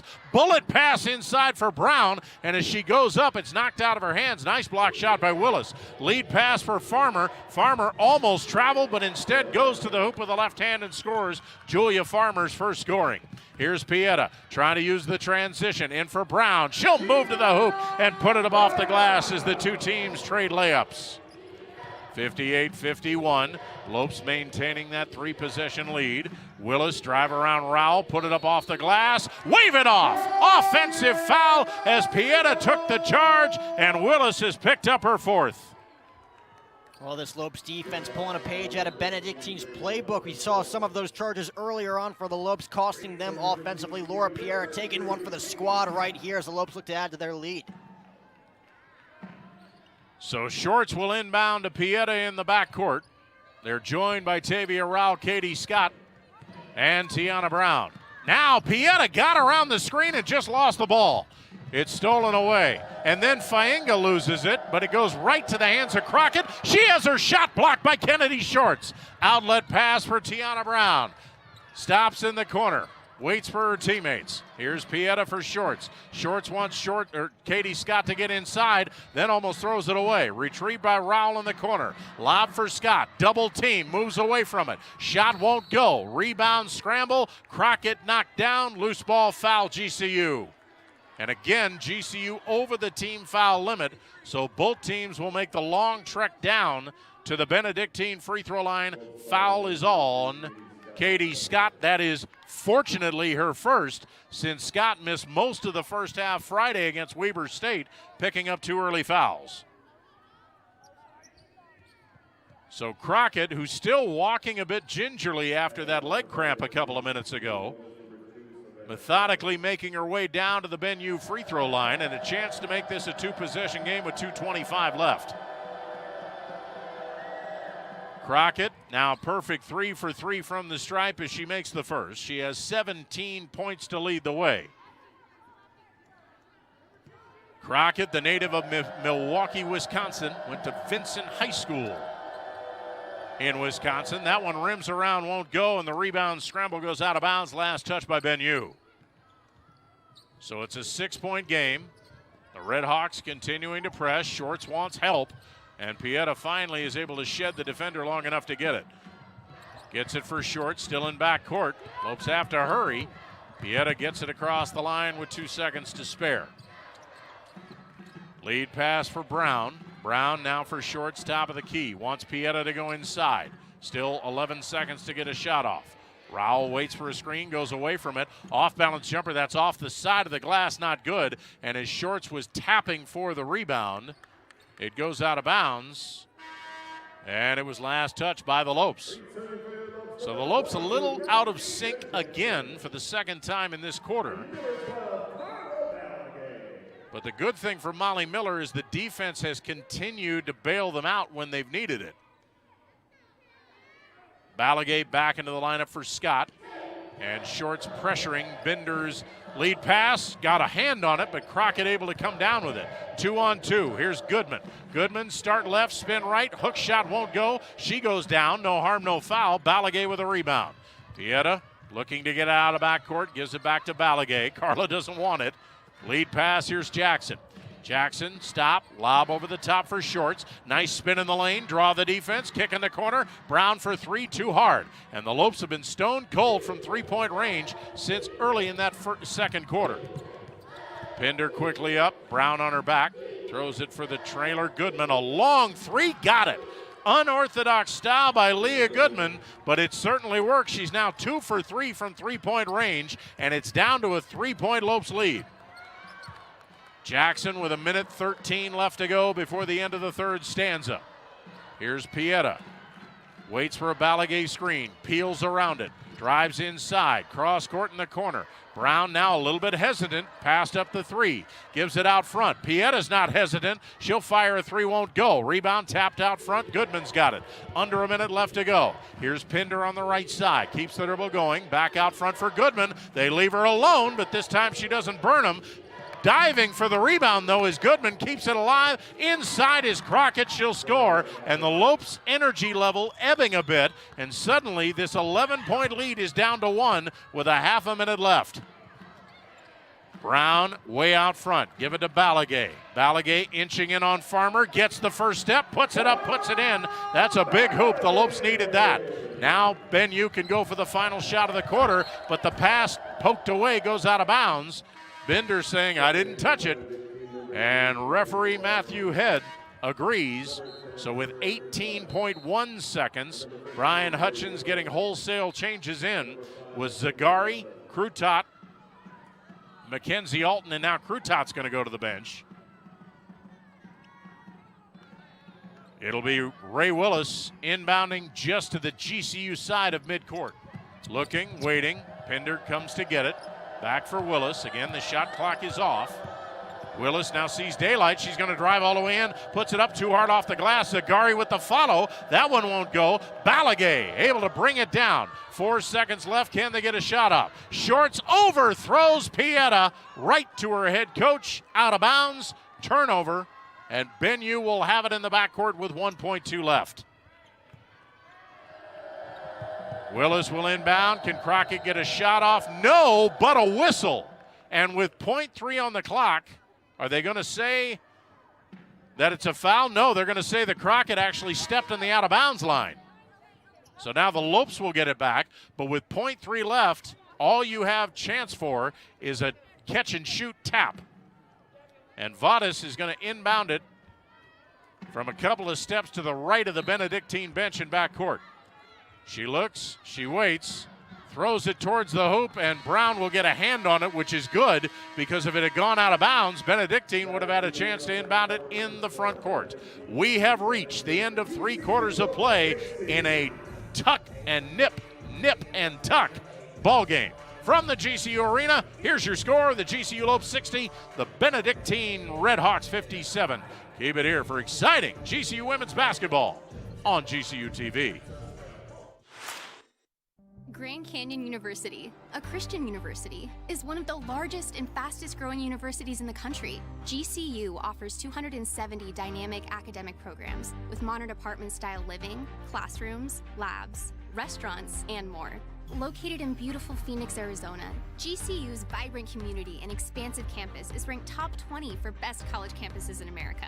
My university integrates the free market system with a welcoming Christian worldview perspective into its academic programs and throughout campus life, so you can put your faith into action and help transform communities. GCU campus students received over $157 million in scholarships in 2020, and many students attend GCU for less than the cost of a state university. Visit gcu.edu/myoffer to see the scholarships you qualify for. Admissible high school seniors can schedule a free visit from anywhere in the country. Find your purpose at Grand Canyon University. Visit gcu.edu/myoffer.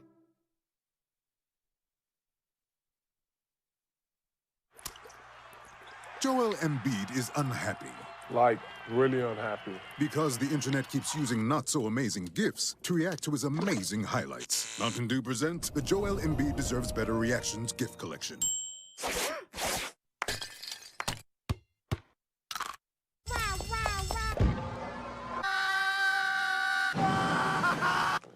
Now I'm so happy.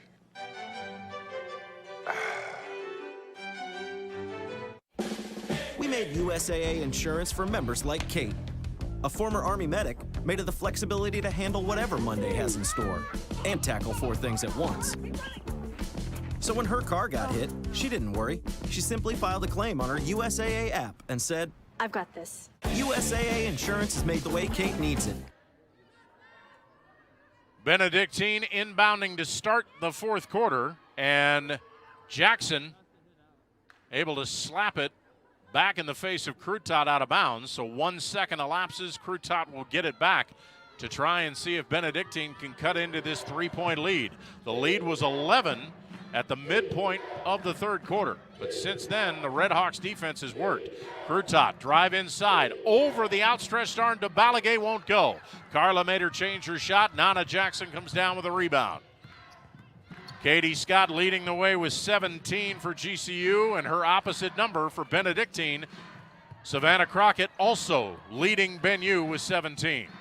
Jackson trying to figure out what she wants to do. Now sees daylight, drive inside, throw it off for Pieta, opposite side. Splits the defenders, back to Jackson, open look in the corner for 3! And oh, was that what the doctor ordered as Jackson finds the range for the second time behind the arc.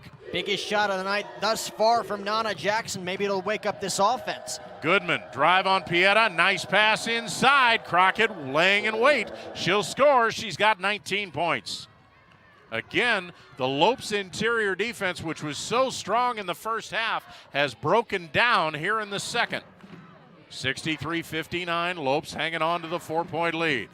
Tiana Brown out front now for Jackson. Swing it for Pieta. Knows what she wants to do. She'll drive inside, put it off the glass. No. Shorts able to get the rebound, throws it back out front. Fresh shot clock for Nana Jackson in Grand Canyon. Molly Miller yelling out instructions with her point guard right in front of her. Pieta drive as it poked away from behind. Punches it over to Brown, now to Jackson. Jackson somehow sees daylight and weaves through the defense to get her second straight bucket of the quarter. Well, she came on strong late on Friday, seeing more of the same here from double twos late in this fourth quarter. The trapping defense out by the midcourt line, but Shorts apparently stuck the hip out, and she'll pick up the foul. That is her third.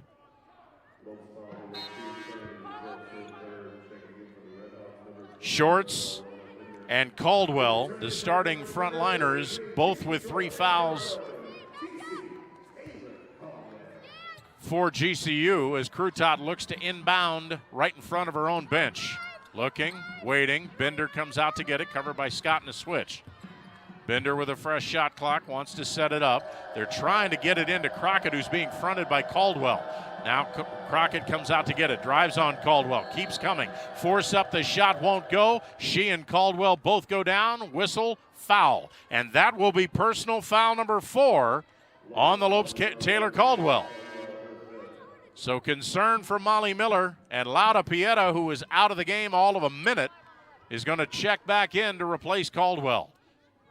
So as satisfying as the return, the first game in 2 years was for Taylor Caldwell Friday night, it has been a night of frustration for the redshirt.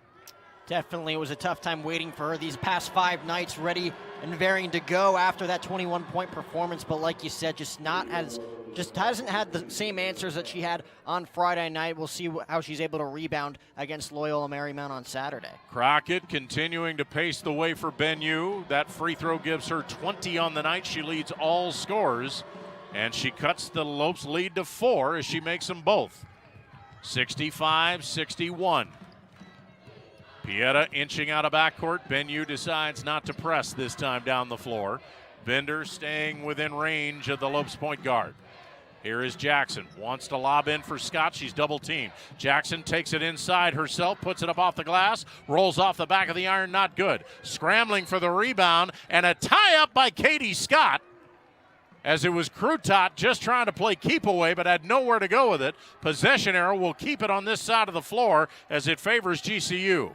And Katie Scott continuing to come up with defensive gems. Lauda Pieta will inbound it. Fresh 30 on the shot clock. Inbounds underneath for Scott. Scott, one bounce. Puts a high-arching shot up, won't go from 14. Lopes continuing to be cold from the perimeter. Crockett comes down with 2 to beat, all the way to the hoop for 2. Nobody put a body on her, and it's a 2-point game. Jackson will bring it out of backcourt this time as Pieta stays in the front court. Now they get it to Scott, and Scott, who is being fronted, springs free and gets the easy lay-in. That's more of what they need from Katie Scott. 10 points in the first half, 9 here in the second. Goodman trying to weave through, couldn't get an open lane to the hoop. Goodman gets it back, drives, draws the defense, give it to Bender. Bender's three-pointer rolls off. Scott boxes out for the defensive rebound. Outlet it for Pieta, and Crockett almost got caught with her hand in the cookie jar, going for that backcourt steal. Pieta crosses the midcourt line, calls out a set play as we're inside of 7 minutes left to go in this thriller. Hope you're enjoying it right here on GCU TV. We're back here at 1 o'clock on Saturday as the Lopes host Loyola Marymount to continue the homestand. Shot clock at 6. Pieta start to drive, and Goodman trying to get to the spot first. Gets knocked down, and to add insult to injury, will pick up the foul, but that's only her first. And would you believe that's the first foul of the half for Benedictine? So a non-shooting foul as Pieta will inbound it on the side. Does so to Jackson. Back for Lauda. Lauda now for Jackson. Springs free. Open look for 3. Off the mark. Brown trying to fight with Farmer for the rebound. Goes out of bounds, and Brown does her job as she forces it off Farmer. So the Lopes force the turnover. Pieta now inbounding to the left side of her own bucket. Does it out front for Shorts. Back to Pieta. Open in the corner, but the three-pointer won't go. Scott with the follow. She'll score. Katie using all of that 6'2" frame to box out. She's got 21 points. Now a steal at midcourt. Shorts now tied up by Farmer. The possession arrow favors Benedictine, but the Lopes need a lot more of that. Balagay and Vadas into the Lopes lineup. Scott and Jackson will leave. 6:11 left to go. The Lopes lead, which was down to 2, is back out to 6 as Fainga will inbound to Alana Pinder. Pinder picked up at the midcourt line by Tiana Brown. Pushes off, no call. Stopped the dribble. Tried to throw it inside for Alton. Shorts saw it, reached in, knocked it away. But the official from the opposite side, Matthew Head, calls the foul on Shorts, and now Caldwell and Shorts both with 4.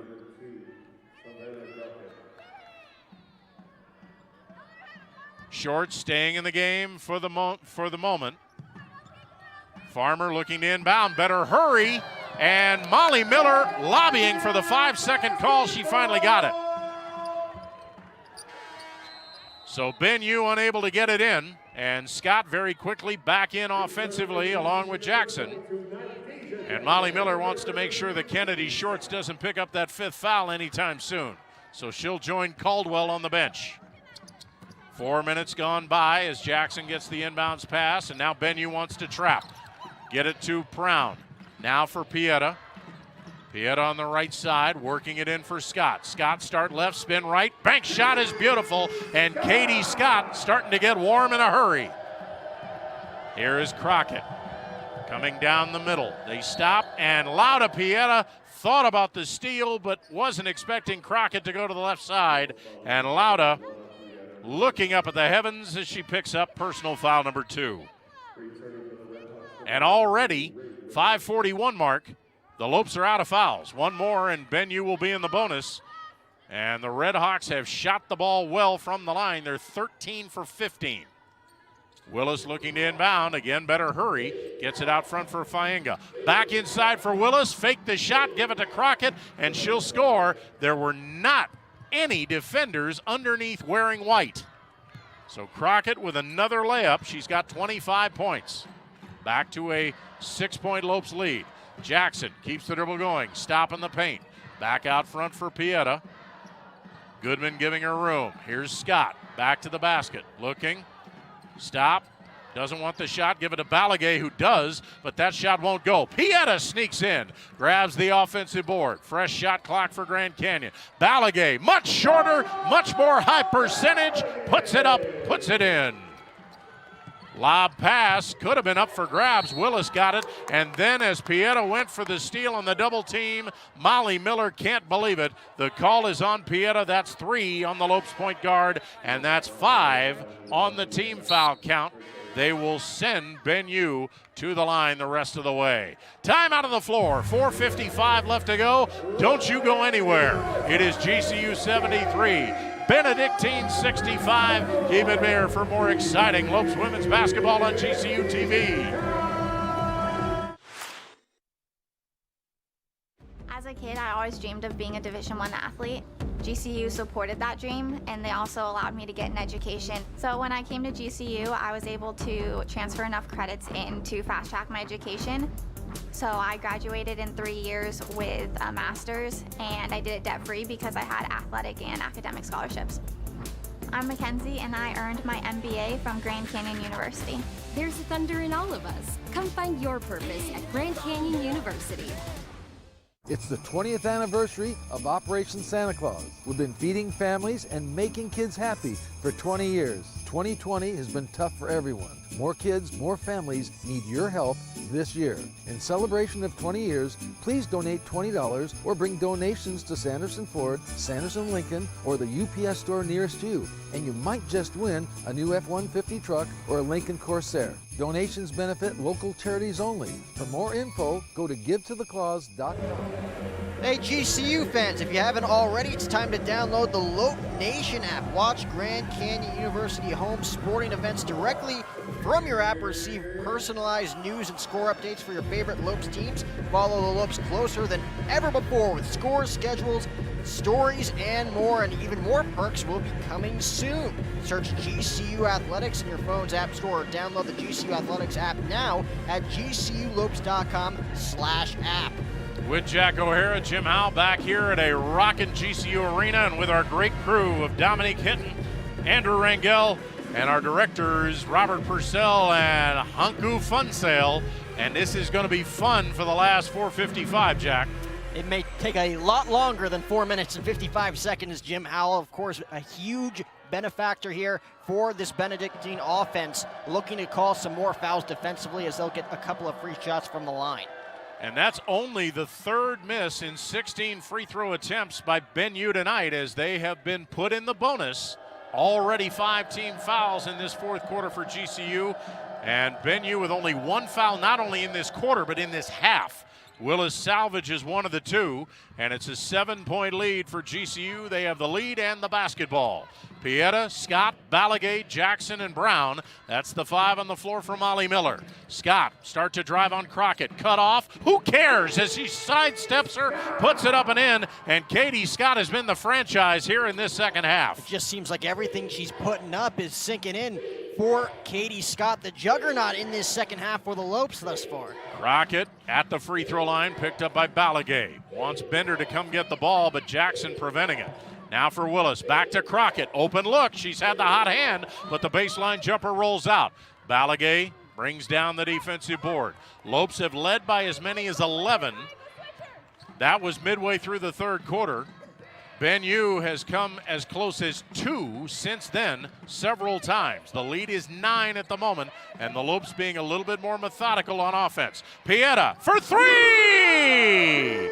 And suddenly it's a 12-point bulge for the Lopes as we're inside of 4 minutes. Well, a very veteran move there from Laura Piera, setting her feet, finding the opportunity, resulting in a downtown shot from LP. So suddenly Ben Yu looking uphill as they have been hanging around all game long, much as they've done each time they have faced GCU of the last 3 or 4 years.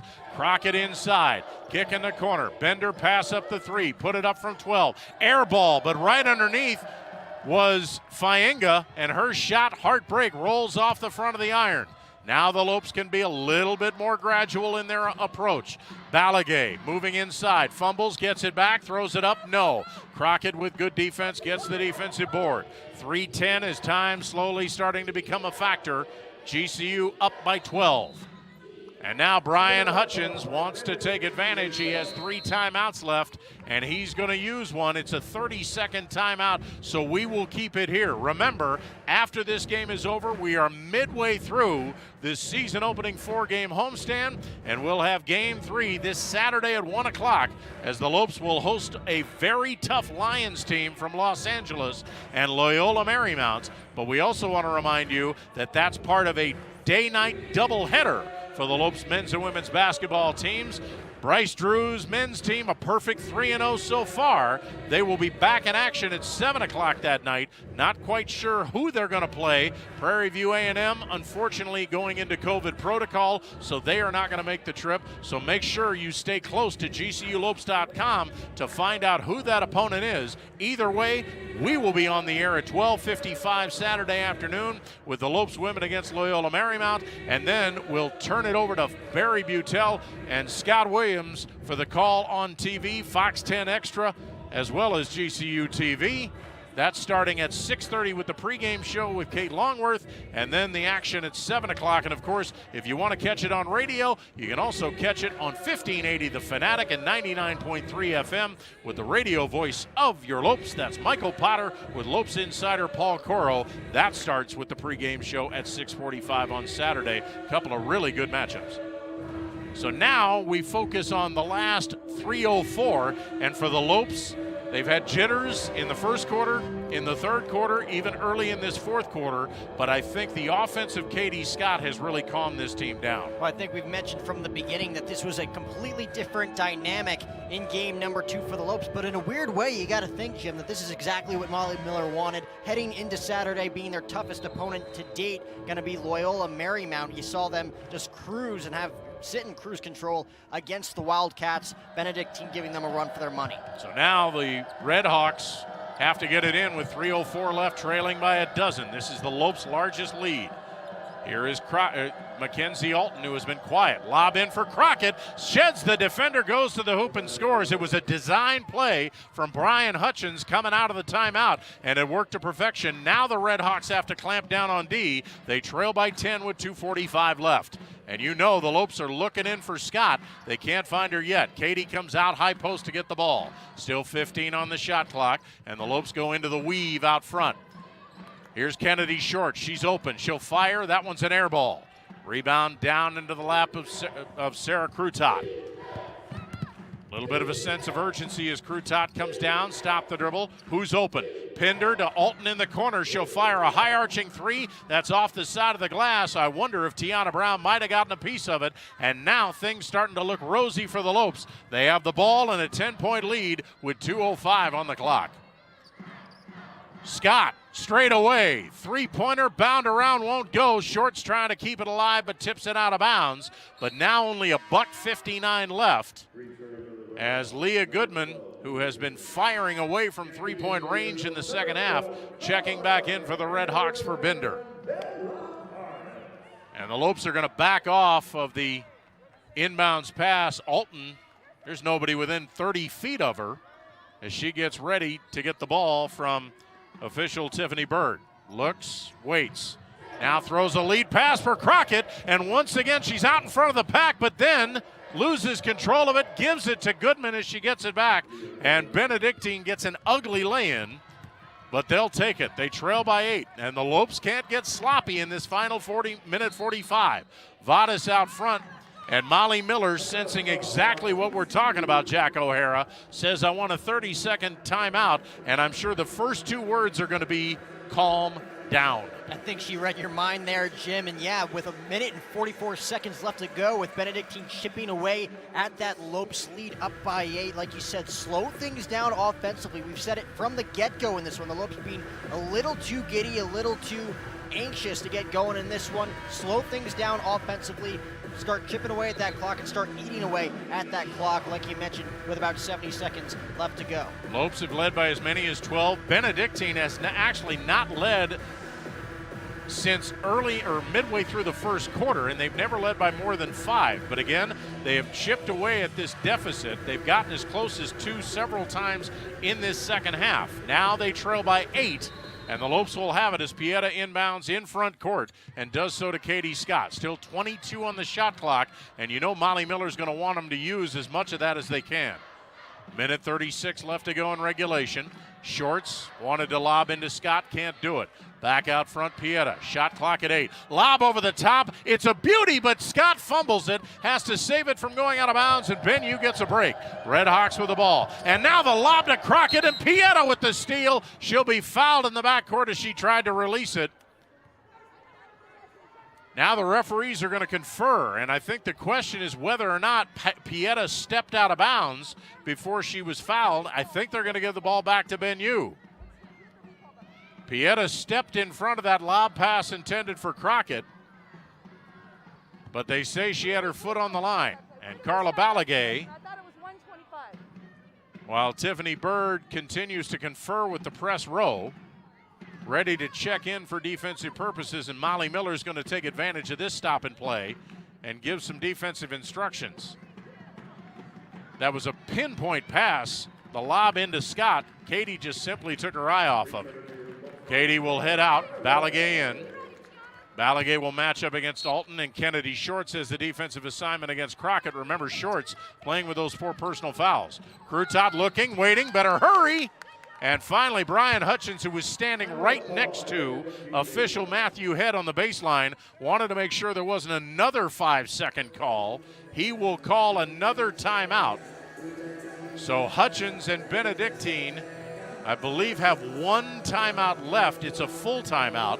The Lopes have 3. We will keep it here with 79 seconds to go. And you said it at the midway point of this fourth quarter, Jack, that this 4:55 was going to take a lot longer than 5 minutes, and it certainly has. I knew it wasn't going to happen, Jim. 4:55, it usually results in about a 25-minute span with all of these timeouts. But again, good timeouts here taken on both sides. Both coaching staffs know how important this final minute and 19 seconds is, especially with GCU unable to allow any fouls to this point, or Benedictine's going to the line and trying to increase at this 8-point lead for the Lopes. This time Crutot gets it into Goodman. Back to Sarah Crutot. Minute 14 left to go. Here is Alton at the high post. Wants people to go inside, including Crockett. Crockett setting up, battling against Shorts. Give it to Goodman. Back out Alton. She's got an open look for 3. It rims around, won't go. Shorts had the rebound, knocked away once, twice. Scramble on the floor, and getting it is Crutot, but she had her other hand on the out-of-bounds line. So give Shorts credit for not giving up on the play, and the Lopes will have it with 57.1 seconds left. Well, big break there for this Lopes offense, and like we were mentioning the past few drives here, the Lopes have to slow things down with 57 seconds to go. Down by 8, look for this Red Hawks defense to foul the Lopes. Now Brian Hutchins is going to ask for a timeout, so we will take a quick 60-second break. 57.1 seconds left. GCU 78, Benedictine 70 on GCU TV. We made USAA insurance for members like Kate, a former Army medic made of the flexibility to handle whatever Monday has in store and tackle 4 things at once. So when her car got hit, she didn't worry. She simply filed a claim on her USAA app and said, I've got this. USAA insurance is made the way Kate needs it. Easy. She can even pick her payment plan, so it's easy on her budget and her life. USAA. What you're made of, we're made for. As a kid, I always dreamed of being a Division I athlete. GCU supported that dream, and they also allowed me to get an education. So when I came to GCU, I was able to transfer enough credits in to fast track my education. So I graduated in 3 years with a master's, and I did it debt-free because I had athletic and academic scholarships. I'm Mackenzie, and I earned my MBA from Grand Canyon University. There's thunder in all of us. Come find your purpose at Grand Canyon University. 57.1 seconds remaining. Lopes leading by 8. They will have the ball in backcourt. And Jack O'Hara, each team is shooting 44% for the field, but that's misleading. The Lopes have had 19 more shot attempts than Benyu. this offense has definitely done a nice job creating opportunities for themselves, which the Redhawks have not done in this quarter as of yet. Down by 8, and again, look for this defense to be very aggressive. Scott in backcourt. They were trying to give her a chance to dribble so that they could get the steal, but instead, a foul called on a reach-in by Crockett. Now here's the bad news for BenU. That's only their second personal. So they're going to have to go a long way to get in the bonus. All they can do is try and get inbound steals, and that one won't be there. Katie Scott gets it off for Pieta, and now the Lopes want to play keep away. Jackson out front, waits, didn't get it into shorts, wanted to wait for the coverage to come. Bender obliges, picks up the foul, but again, all that does is reset the shot clock with 48.1 left, and team fouls only 3 for BenU. So Pieta will inbound. Crutot will pressure the inbounds pass. Jackson comes to get it. Back to Pieta. Pieta waiting. Back to Jackson as they play catch. Right now, BenU going for the steal, but a lot of valuable time ticking off the clock as finally it's Goodman out front fouling Tiana Brown. So that's the 4th-team foul. One more, and they will finally put GCU in the bonus, but that took 9 seconds to come off the clock. Pieta will inbound to Jackson, and now they won't wait as Crutot will reach in and send Nana Jackson to the free throw line, and both teams out of fouls. Jackson, by the way, has not gone to the line yet this evening. She will get a pair, and the first free throw bounds around and off. Would you believe that's only the second free throw of the half for GCU? Next free throw, that's good. Needed that. 9-point game. Then Levatas back in. Katie Scott will check out as Molly Miller gets them set defensively, and now she wants them to back off. She doesn't want any throws over the top like BenU has been able to get. Goodman instead will scramble down the left side. Off for Crutot. Fake the 3. Throws it inside. Nobody there. Pieta had the steal, but Goodman gets it back. Give it to Altman, and Alton will score. The Lopes had the steal, but couldn't finish it. And now Molly Miller will start digging into her bag of timeouts. She has 3 at her disposal. She'll call a 30-second timeout so that way the Lopes strategically cannot have to worry about going full court. She will move the ball up to the front court to inbound. And with the shot clock off, the Lopes now are going to have to get ready for free throws because, as you said, this 25 seconds might take another 25 minutes. Yeah, here comes this Redhawks defense coming in hot. You're gonna, again, like you said, you're going to have to get very used to seeing the Lopes shooting from the foul line. It's going to get very quiet inside the GC Arena here in these final 25 seconds. A tradition here for the Havocs inside this arena. But again, a timely timeout there for Coach Miller with her team up by 7. It was a good call for the defense to back off there. Down by 9 as the Redhawks again trying to waste some time on this clock. Scott looks to inbound, does so to Jackson, and immediately a touch foul by Bender will send Jackson right back to the Lopes charity stripe. So Nana, who got the Lopes off to a good start in this 4th quarter with a 3 and then a scissoring through the half the county layup, now with a chance to get into double figures to join both Scott and Vadas, and the first free throw won't get there. So Jackson, who was 7 for 8 free throw shooting against Weber State, now 2 for 4 as she drains that one. 8-point lead. Crutot quickly out of backcourt, weaving through, goes to the baseline, almost travel. Down to 15 seconds, has to throw it out to Crockett, and BenU running out of time very quickly. Goodman from the parking lot. The three-pointer won't go. Long rebound, out of bounds. Altman able to tip it off Vadas, but now only 6.5 seconds, so it is now academic.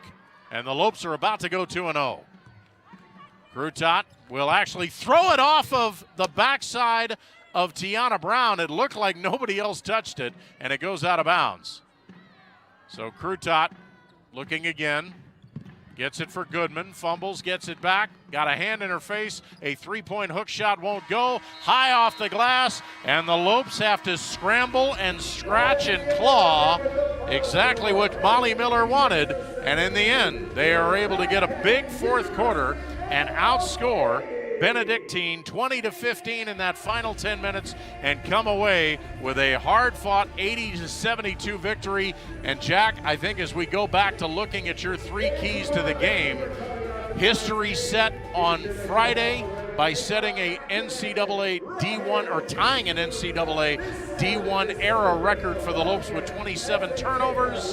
They just set a new one. They got 28 in this one. Well, like we said, it's all about how you frame things. Molly Miller may not be impressed with 28 again. She said maybe get to 30 next time, get that round number. But again, it wasn't pretty offensively. You do end up with 80 points in the bag at the end of it. Katie Scott coming out of her shell in this one, putting up 25 boards in 21 minutes. So there's a lot to be thankful for in this one heading into that game against Loyola Marymount on Saturday. But again, a totally different dynamic. But again, like we said, maybe that's what Molly Miller secretly wanted going into this game. See how her team adapts when their backs are against the wall. Well, and one of the things we talked about a couple of minutes ago was that the fact that each team is shooting the same field goal percentage, and that's exactly how it wound up, 44% for each. But the difference was Benedictine had 62 shot attempts, made 27. The Lopes with 16 more shot attempts. They were 34 for 78, and in the end, they needed all of those shots to make the difference. And the Lopes, of course, like you mentioned, had a ton of opportunities, weren't clicking out of the gate in that first half, but made the most of those opportunities in half number two. You got to give credit to Savannah Crockett leading the way. 27 points for Benedictine, trying to keep them in this game, but the defense letting them down in those later stages. And if we're going to look to a player of the game, I don't think there's too much question. Yes, you had a lot of big performances, especially Jackson in the fourth quarter. Ven Lavares really giving the Lopes a spark off the bench in that second and third quarter. But when you're talking about somebody who really gave them 4 quarters of action, there was only one. Yeah, gee, I don't know. It's pretty close, Jim.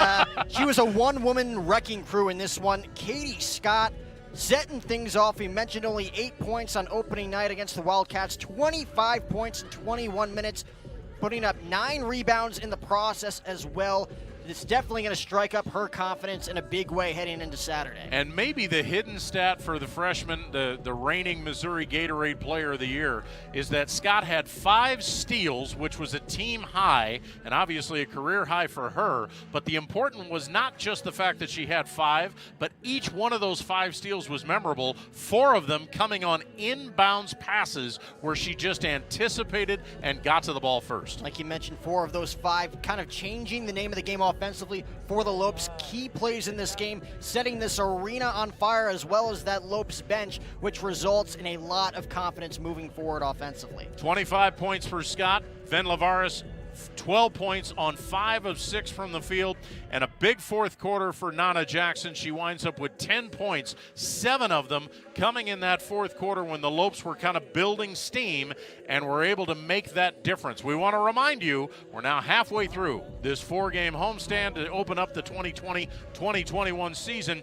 and it continues on Saturday with maybe the toughest test to date. The Lions of Loyola Marymount University making the trip down Interstate 10 from Los Angeles to Phoenix. That should be a good one, Jack, Saturday at 1 o'clock. It's going to be the biggest test of the state right here on GCU TV. You're going to want to tune in for that one. And again, a day-night doubleheader. We'll see who the men's team takes on, but it should be a lot of fun. A very thunderous Saturday afternoon, no pun intended, here in the heart of Phoenix. Well, Jack O'Hara, second time, always a pleasure, and we will get to hook up a couple more times before this home stands out. We will meet once again, I promise. Remember, you can follow Grand Canyon University on Twitter, Facebook, and Instagram. And don't forget to download the Lope Nation app so you can watch all the live streams from your mobile device or subscribe to our YouTube channel at youtube.com/GCU. Again, 12:55 this Saturday afternoon with the pregame show, and we'll be on the air for the Lopes and Loyola Marymount with tip-off at 1, and then at 6:30 on Saturday night on Fox 10 Extra and ESPN3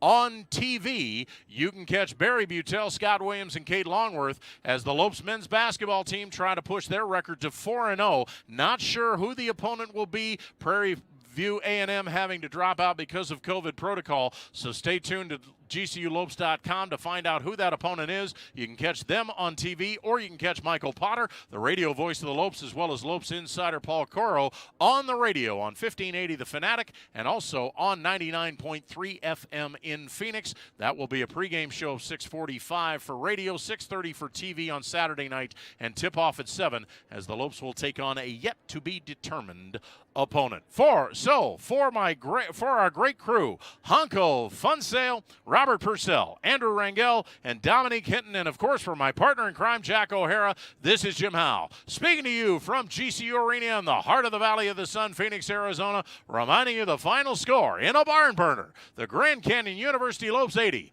and the Benedictine University Redhawks 72. Good night, everybody.